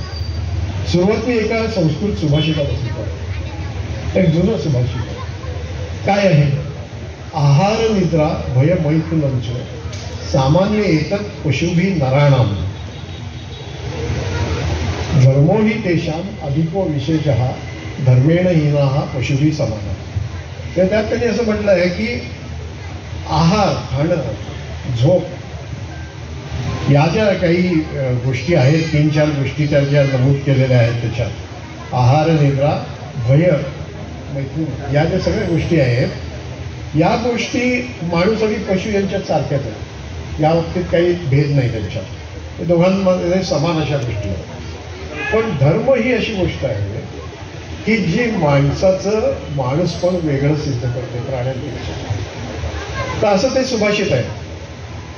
आजच्या या महोत्सवाच्या निमित्ताने त्या सुभाषितात थोडा बदलही मी करू इच्छितो आणि असं म्हणू इच्छितो की ग्रंथेन हीनाः पशुभी समान. ज्यांच्याकडे ग्रंथ नाही किंवा ज्यांनी ग्रंथ वाचले नाही किंवा हातात नाही त्यांची अवस्था काहीशी पशुसारखी झालेली असते. इतकं ग्रंथाचं महत्त्व आहे. आता पशूंचा उल्लेख झाला म्हणून इथे एक उल्लेख करतो. आपल्या समाजामध्ये अनेक दुर्दैवी अशा गोष्टी आज पाहायला मिळतात आणि म्हणून हे महोत्सव खूप महत्त्वाचे आहे. काय दुर्दैवी गोष्टी आहेत तर पाशवी वृत्ती आपल्या समाजातली वाढत चालली, हिंसा मोठ्या प्रमाणात वाढत चाललेली आहे. सध्या आपण बिबट्यांबद्दलच्या बातम्या वाचतो. बिबट्यांनी धुबामूळ घातला ही गोष्ट खरीच आहे आणि त्याच्यावर काहीतरी उपाय करायला पाहिजे हे अगदी पर्यावरणवाद्यांना सुद्धा आता जाणवायला लागलेलं आहे. हे ठीक आहे, परंतु खूप वेळा असं वाटतं की बिबट्यापेक्षा सुद्धा माणूस भयानक आहे अशा पद्धतीचं वर्तन माणसाकडनं घडत आहे. रोजचं वर्तमानपत्र उघडा ते वर्तन आपल्याला पाहायला मिळतं आणि त्यामुळे गौतम बुद्ध आणि महात्मा गांधी यांचा विसर पडत चाललेला आहे आणि तो विसर पडत चालला आहे. एकीकडे दुसरीकडे मूल्यहीन राजकारण वाढतंय, मूल्यहीन समाजकारण वाढतंय, मूल्यहीन अर्थकारण वाढतंय. हे सगळं आपल्याला एका बाजूला दिसेल. खून खराबा वाढलेला आहे. म्हणजे हल्ली मी एक नवीन शब्द प्रयोग तयार केलेला आहे. मी असं म्हणतो त्याला कोयतेशाही असं म्हणतो. समाजातली कोयतेशाही वाढली आहे. जोशी साहेब आपल्याला कल्पना कोयतेशाही वाढलेली आहे आणि दुर्दैव हे मी म्हणजे रोजची बातमी वाचत असतो. आजही येण्यापूर्वी पुण्यातून निघण्यापूर्वी मी वाचत होतो की ती अल्पवयीन मुलं म्हणजे पुन्हा काय आहे की हे कोयत्याचा वापर कोण करतंय आणि कोणावर होत आहे, अल्पवयीन मुलं आहेत, 15-16 वर्षाची मुलं आहेत. आणि ती आता बालसुधारगृहात आहेत. ज्या 3 मुलांनी खून केला आपल्या मित्राचा, ते बालसुधारगृहात आहेत. आणि त्यांना काय तिथे केलं जातंय, काय काय प्रकारच्या कृती, त्यांना कसं त्यांचं जीवन आहे याच्याविषयीची बातमी आहे. ते वाचताना माझ्या असं मनात आलं की हे सगळं जे घडतंय ते लक्षात घेता या मुलांच्या हातात कोयत्याच्या ऐवजी ग्रंथ द्यायला हवे. आणि त्या मुलांच्या हातात कोयते आहेत, ग्रंथ नाहीत, याची जबाबदारी ही त्या मुलांची नाही आहे. याचा दोष त्या मुलांचा नाही आहे, त्याचा दोष तुम्हा आम्हा सगळ्यांचा आणि समाजाचा आहे. त्यामुळे समाजाने याची दखल घेतली पाहिजे की कोयत्याच्या जागी त्यांच्या हातात ग्रंथ कसे जातील त्याची काळजी ही समाजाने घेण्याची आज गरज आहे. आणि म्हणून ही सगळी जी भयावह परिस्थिती आहे ती जर पाहिली तर एक कोटी वाचनाच्या संदर्भात आपण एक कोटी नेहमी करत आलोय, वाचाल तर वाचाल असं.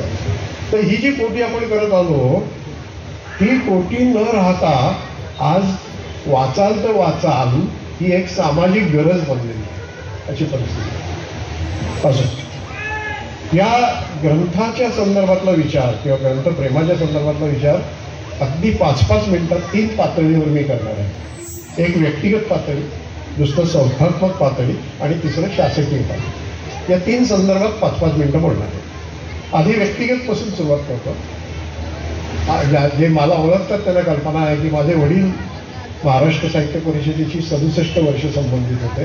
ते स्वतः साहित्यिक होते. त्यामुळे माझ्या घरी मी लहान असल्यापासून अनेक साहित्यिकांची ये-जा मी पाहिलेली आहे. अनेक साहित्यिक घरीच पाहिले. मी पुस्तकांमध्येच वाढलो.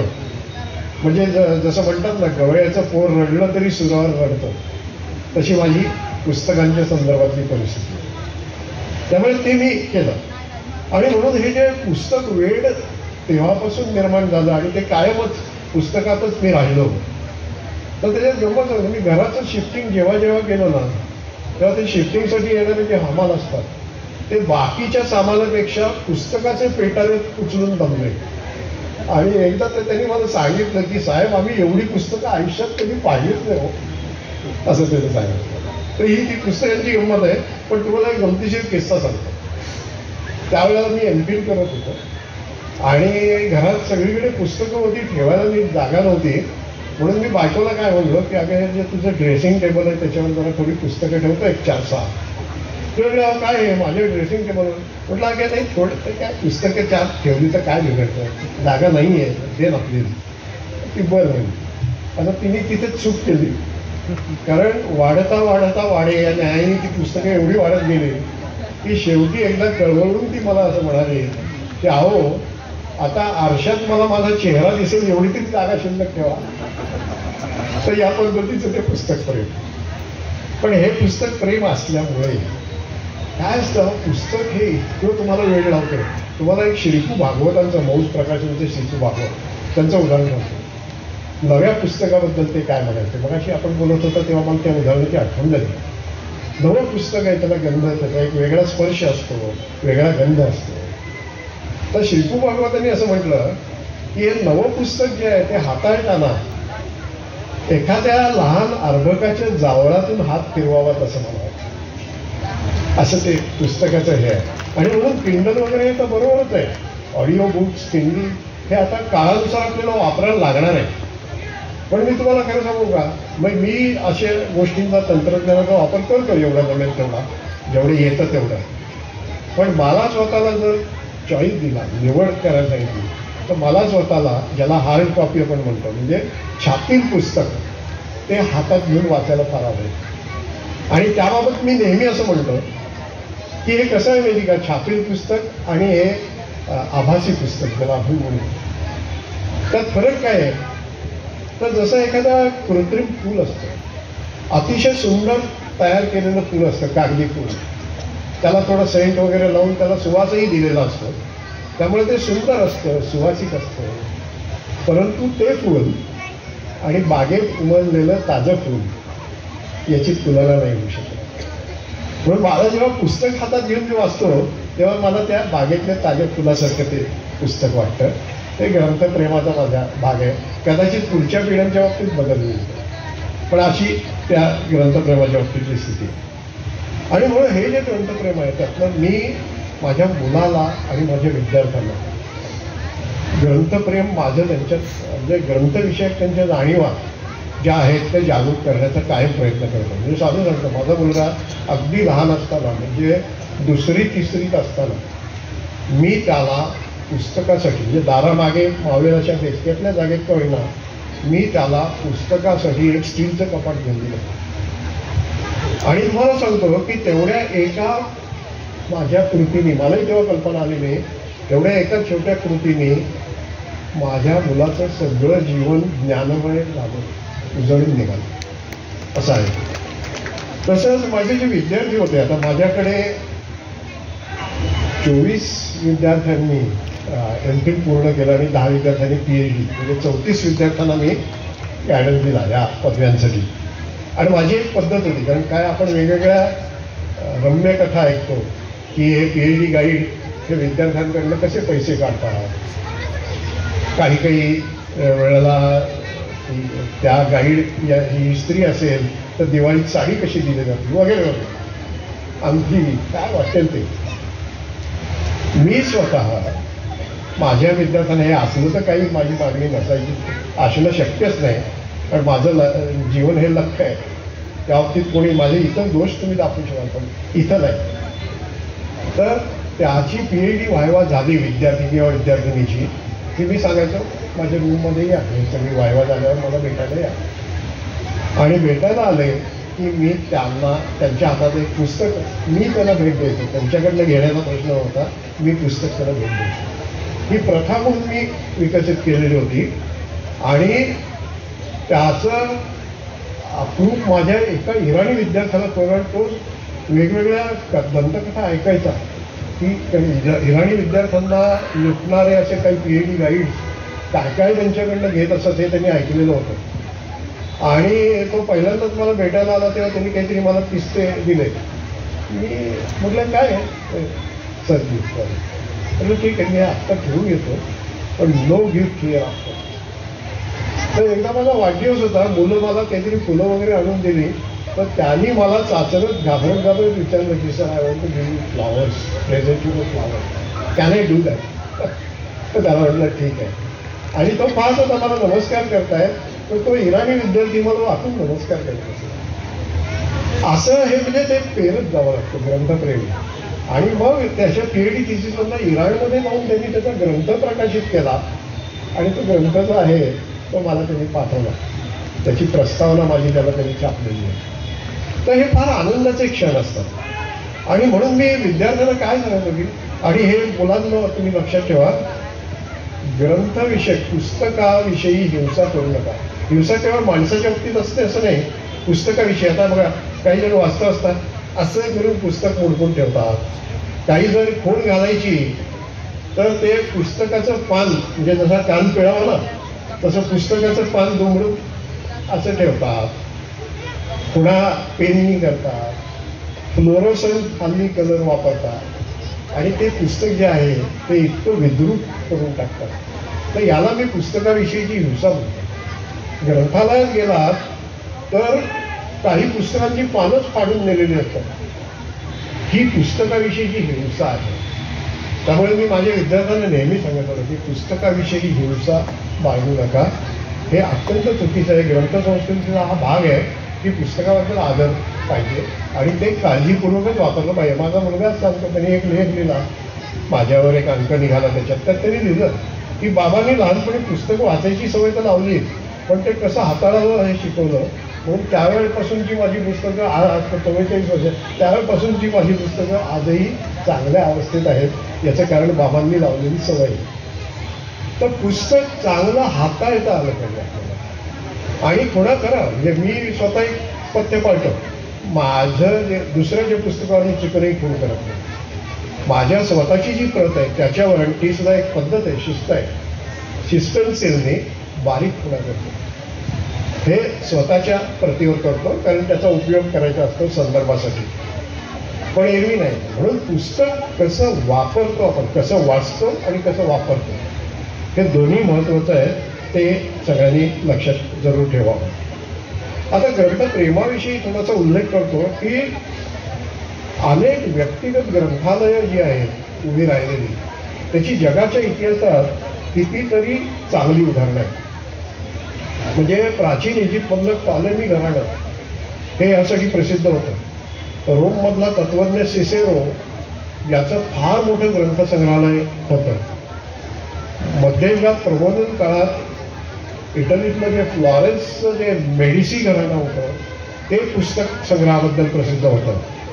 आपल्याकडे हैदराबादचे तिसरे सालारजंग यांनी फार सुंदर ग्रंथसंग्रह जगभरातून निर्माण केला.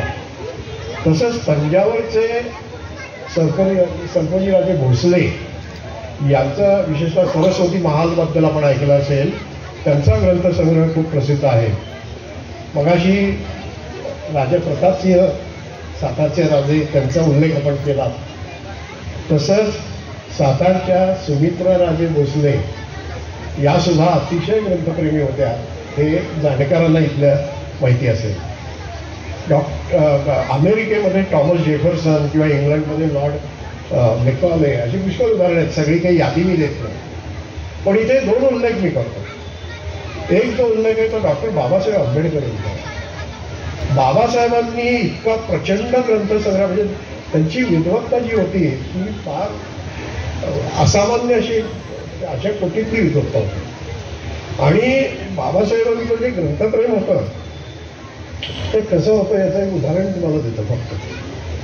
ते काही वेळा एखादं पुस्तक वाचत असत, त्या पुस्तकाच्या 5 ते 6 प्रती त्यांनी खरेदी केलेल्या असत आणि त्यांच्या बंगल्यात वेगवेगळ्या जागी त्या पुस्तकाच्या प्रती असायच्या.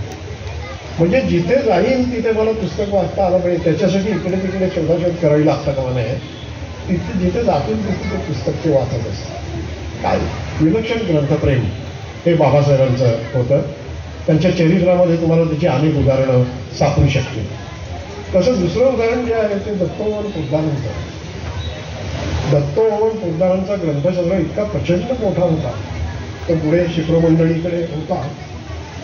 पण दुर्दैवाने आता त्याचं काय झालं हे काहीतरी पुढे त्या ग्रंथसंग्रह काही तो त्याची जी एक व्यवस्था व्हायला पाहिजे ती झाली नाही असं मला कळलं.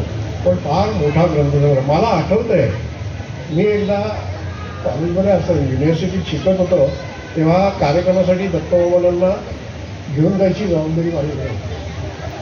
त्यांच्याकडे गेलो, सगळं पुस्तकांनीच भरलेलं, जिकडे बघाल तिथे पुस्तक होतं.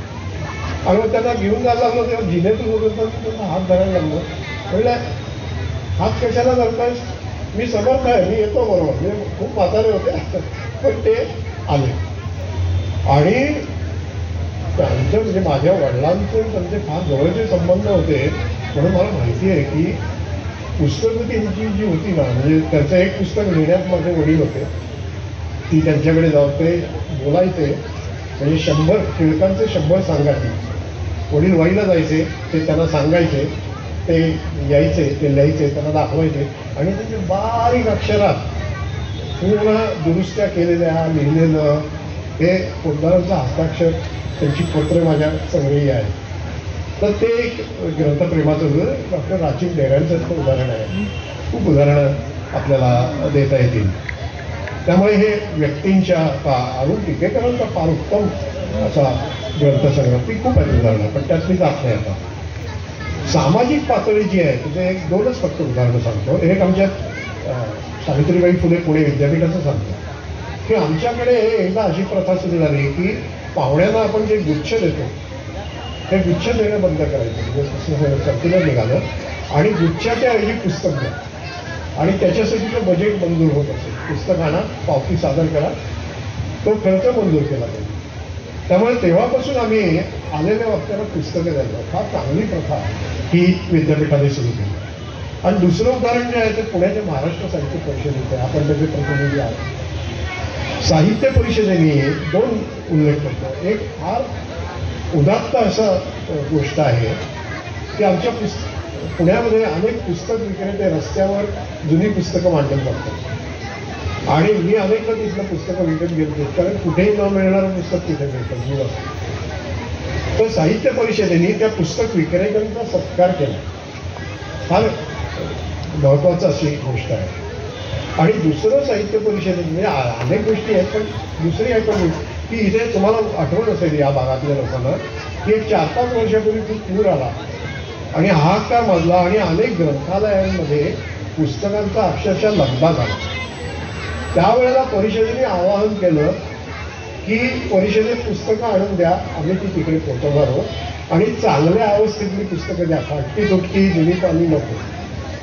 मला आठवत आहे की 2 पिशव्या मी जे घेऊन मला ते उचले ना म्हणून मुलाला बरोबर घेऊन जाऊन ती पुस्तकं दिली आणि परिषदेने जवळजवळ टन भरून पुस्तकं ही या भागामध्ये पाठवली.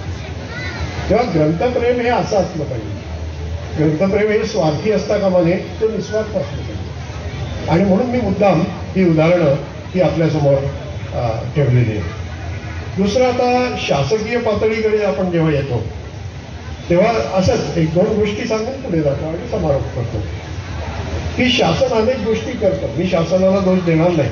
ग्रंथ संस्कृतीच्या प्रसारासाठी शासन बरोबर अनेक चांगल्या गोष्टी करतं, अनेक चांगल्या योजना आहेत. पण आणखी काही पुढे 1-2 अपेक्षा व्यक्त करतो. काय तर एकतर आदरणीय साळुंखे सरांनी इथे सूचना केली होती की प्रत्येक जिल्ह्यामध्ये ग्रंथ महोत्सव भरवा, ते आहे. तर तसं शासनाने आणखी एक चांगली योजना जी केली सुरू, ती पुस्तकाचं गाव. म्हणजे पहिलं सातारा जिल्ह्यातल्या भिलारला पुस्तकाचं गाव म्हणून त्यांनी जाहीर केलं. मी भिलारला जाऊन आलेलो आहे, पाहिलंय, घराघरात पुस्तकं आहे ते पाहिलंय. तर हे जसं आहे पुढे कुंभुर्ले वगैरे अनेक गावं त्यांनी निवडली. तर मी नेहमी असं म्हणतो की हे तर चांगलंच आहे, पण विशिष्ट गावच पुस्तकाची गावं का? प्रत्येक गाव हे पुस्तकाचं गाव असलं पाहिजे. आणि महाराष्ट्र शासनाने यासाठी, ज्याला आपण इन्सेंटिव्ह किंवा पूर्वलावा म्हणतो, प्रत्येक गावागावात ते पुस्तकाचं गाव कसं होईल यासाठी उत्तेजन देण्यासाठी काही ना काही करावं असं मला वाटतं एका बाजूला. आणि दुसरं एक सांगतो की युरोपमधल्या अनेक देशांनी पुस्तक ही जीवनावश्यक वस्तू म्हणून जाहीर केली. भारतात फक्त केरळ हे एकच राज्य असं आहे की ज्या राज्याने पुस्तक ही जीवनावश्यक वस्तू म्हणून जाहीर केलेली आहे. आज इथे या व्यासपीठावरून महाराष्ट्र शासनाला मी कळकळीची विनंती करतो की महाराष्ट्र शासनाने सुद्धा पुस्तक या गोष्टीचा, ग्रंथ या गोष्टीचा समावेश जीवनावश्यक वस्तूंच्या यादीमध्ये करावा आणि तसं जाहीर करावं. तसं झालं तर ग्रंथ प्रसाराला खूप त्याच्यामुळे चालना मिळू शकेल. आता समारोपासाठी फक्त 2 छोटे मुद्दे 2-2 मिनिटात मांडतो. एक म्हणजे ग्रंथप्रेमाच्या संदर्भात नेहमी ज्ञानेशांची आठवण होते. ज्ञानोबा तुकाराम, ज्ञानोबा तुकोबा याच्याशी आणि शिवबा ही नावं घेतल्याशिवाय आपण पुढे जाऊ शकत नाही, इतकी आपली परंपरा त्यांनी समृद्ध केलेली आहे. तर ज्ञानोबांच्या पसायदानामध्ये आपल्याला माहिती आहे की त्यांनी असं म्हटलंय शेवटी की ग्रंथ हेच ज्यांची उपजीविका आहे त्यांना या लोकी दृष्ट अदृष्टावर विजय प्राप्त हो आणि ग्रंथोपजीविये विशेषी लोकी ये दृष्टादृष्ट विजय वागे, असं ज्ञानोबांनी त्याच्यात म्हटलेलं आहे. ते आपण सगळ्यांनी कायम लक्षात ठेवलं पाहिजे, मनावर कोरून ठेवलं पाहिजे. आणि अगदी शेवटचं म्हणजे वाचन पंढरीचा एक वारकरी आणि माळकरी या नात्याने मी आपणा सर्वांना या ग्रंथ महोत्सवाच्या निमित्ताने असं आवाहन करतो की लेखक, प्रकाशक, ग्रंथविक्रेते आणि वाचकांनो, आपली ग्रंथसंस्कृती कोणत्याही प्रकारे मलिन होऊ देऊ नका. ग्रंथप्रेम जोपासा, ग्रंथसंस्कृतीचा परिघ विस्तार होत राहू दे. आणि त्यासाठी आमचे मित्र चिटणीस यांचा शब्दप्रयोग वापरतो की हा सातारा पॅटर्न जो आहे तो महाराष्ट्रभर पसरू दे, अशी या निमित्ताने शुभेच्छा व्यक्त करतो. माझे विचार आपण ऐकून घेतले त्याबद्दल आपल्याला धन्यवाद देतो आणि आपली रजा घेतो. धन्यवाद.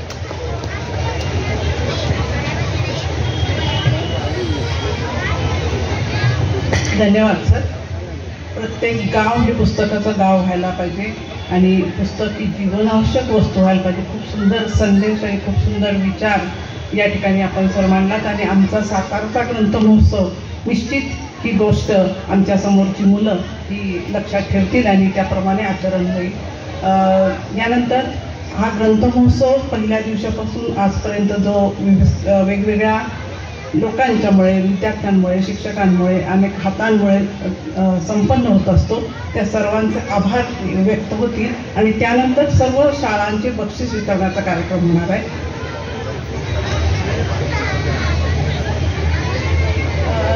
ग्रंथ महोत्सव समितीच्या वतीने यावर्षी आपण ग्रंथ महोत्सव जेव्हा सुरू झाला तेव्हा पहिल्या वर्षीपासून असणारे ग्रंथ महोत्सव साठी स्टॉल लावणारे डायमंड पब्लिकेशनचे श्रीयुत पाष्टे यांचा प्रातिनिधिक एक सत्कार म्हणून या ठिकाणी घेतला जात आहे. सर्व स्टॉल धारकांच्या प्रतिनिधी म्हणून. तर त्यांना मी विनंती करते की त्यांनी व्यासपीठावर यायचे आणि मान्यवरांच्या हस्ते आपला सत्कार स्वीकारायचा आहे. डायमंड पब्लिकेशनचे श्रीयुत पाष्टे यांचा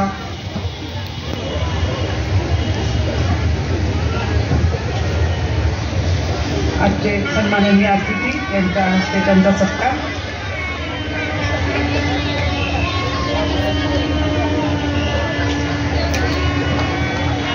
मी पहिल्या दिवशीपासून ऐकता आहात की ग्रंथ महोत्सव हा 25 वर्ष पूर्ण करतो आहे.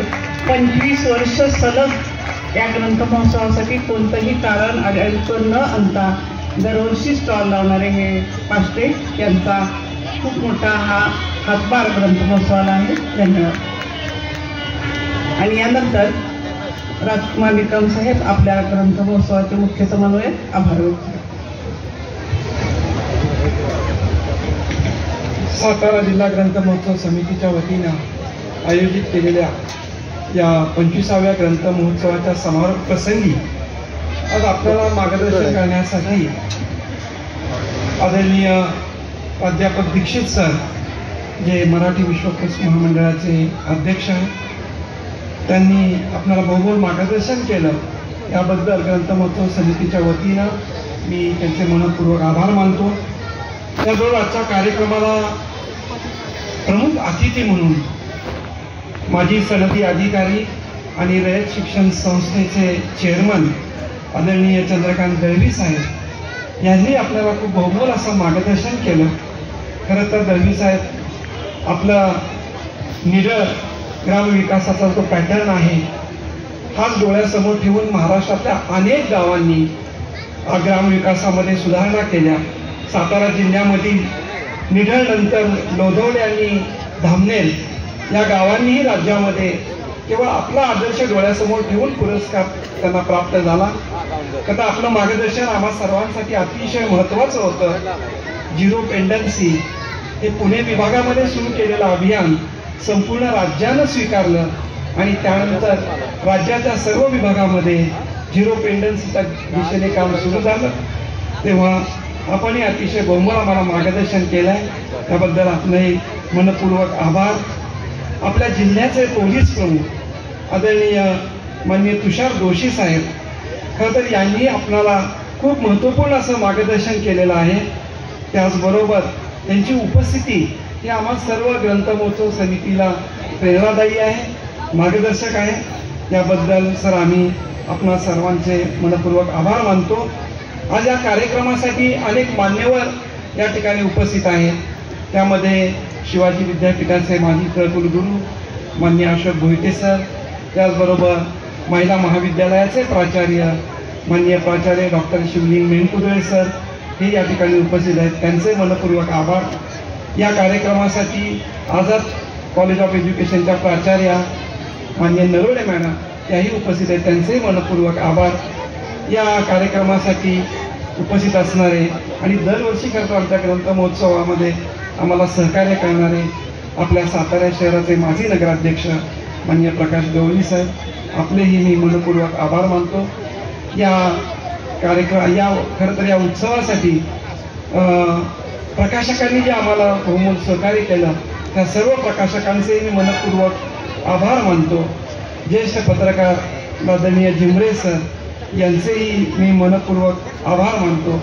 आज या कार्यक्रमासाठी विविध शाळांचे मुख्याध्यापक, त्यांचे विद्यार्थी, शिक्षक, विशेषतः BEd आणि DEd कॉलेजचे विद्यार्थी आवर्जून इथे उपस्थित आहेत. अनेक आजी माजी मुख्याध्यापक, प्राध्यापक, शिक्षक या ठिकाणी उपस्थित आहेत. या जिल्ह्यातल्या सर्व शाळांचे ग्रंथपाल या ठिकाणी उपस्थित आहेत. या सर्वांचे मनपूर्वक आभार मानतो. खरं तर या ग्रंथ महोत्सवासाठी अनेकांचा हातभार लागतो. त्यामध्ये आमच्या जिल्हा परिषदेचे सर्व अधिकारी, विभाग प्रमुख आणि या जिल्हा परिषदेच्या प्रमुख मुख्य कार्यकारी अधिकारी याशनी नागराजन मॅडम, त्याचबरोबर या उपक्रमासाठी आणि या उपक्रमाला ज्यांनी भेट दिली ते आपल्या जिल्ह्याचे प्रशासकीय प्रमुख असणारे माननीय संतोष पाटील साहेब जिल्हाधिकारी, त्यांचेही मनपूर्वक आभार. जिल्हा पोलीस प्रमुखांचेही आपण आता आभार मानलेलेच आहे.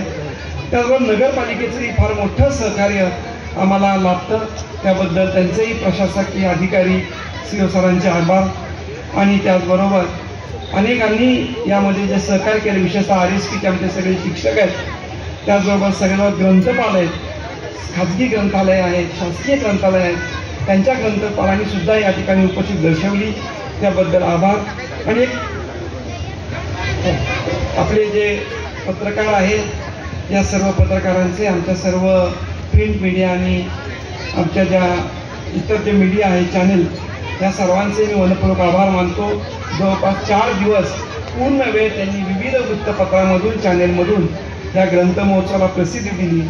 आणि एक अतिशय महत्त्वाचे 2 मुद्दे आपल्याला या ठिकाणी मिळाले. खरं तर दळवी साहेबांनी जे सांगितलं की क्षेत्रभेटी ही सर्व 4 दिवसामध्ये या शहरातील आणि या जिल्ह्यातील शाळांनी, महाविद्यालयांनी जर या ग्रंथ महोत्सवाला भेटी दिल्या तर निश्चितच वाचन संस्कृतीला फार मोठं बळ मिळणार आहे.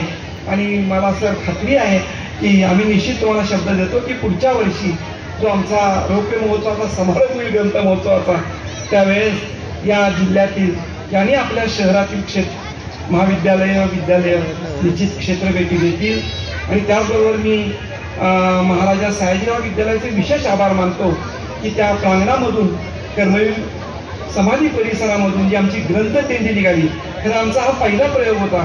दरवर्षी आम्ही गांधी मैदानामधून ग्रंथदिंडी आणतो, परंतु विद्यार्थ्यांना होणारा त्रास, शिक्षकांना होणारा त्रास हा सर्व विचारात घेऊन यावर्षी पहिल्यांदा आपण रयत शिक्षण संस्थेच्या प्रांगणातून ग्रंथदिंडी आपण इथं आणली. आणि त्यासाठी अतिशय महत्त्वपूर्ण सहकार्य महाराजा सयाजीराव विद्यालयाचे आमचे सर्व शिक्षकांनी केलं.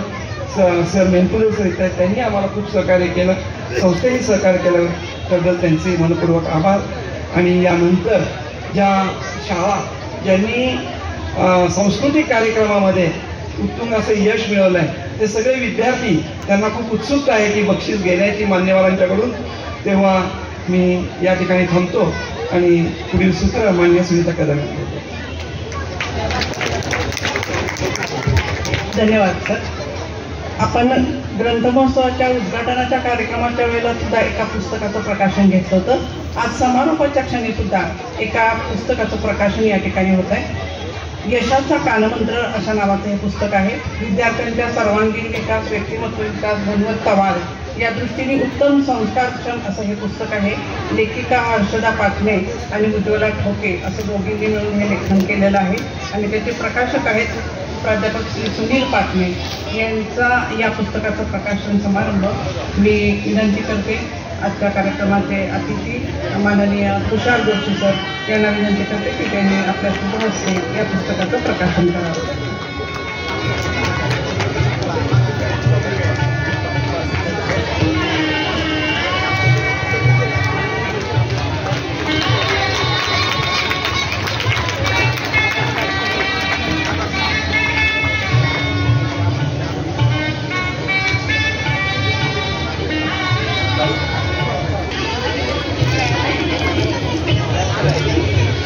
यानंतर गोकुळ प्राथमिक शाळेचे जे शिक्षक आहेत त्यांनी स्टेजवर यायचे आणि त्यानंतर आबासाहेब तिरमुले विद्यामंदिर आबासाहेब चिरमुले विद्यामंदिर कोण असेल तर त्यांनी यायचंय. प्रतिनिधी आहेत का आबासाहेब चिरमुले विद्यालय? त्याबद्दल या, त्याबद्दल.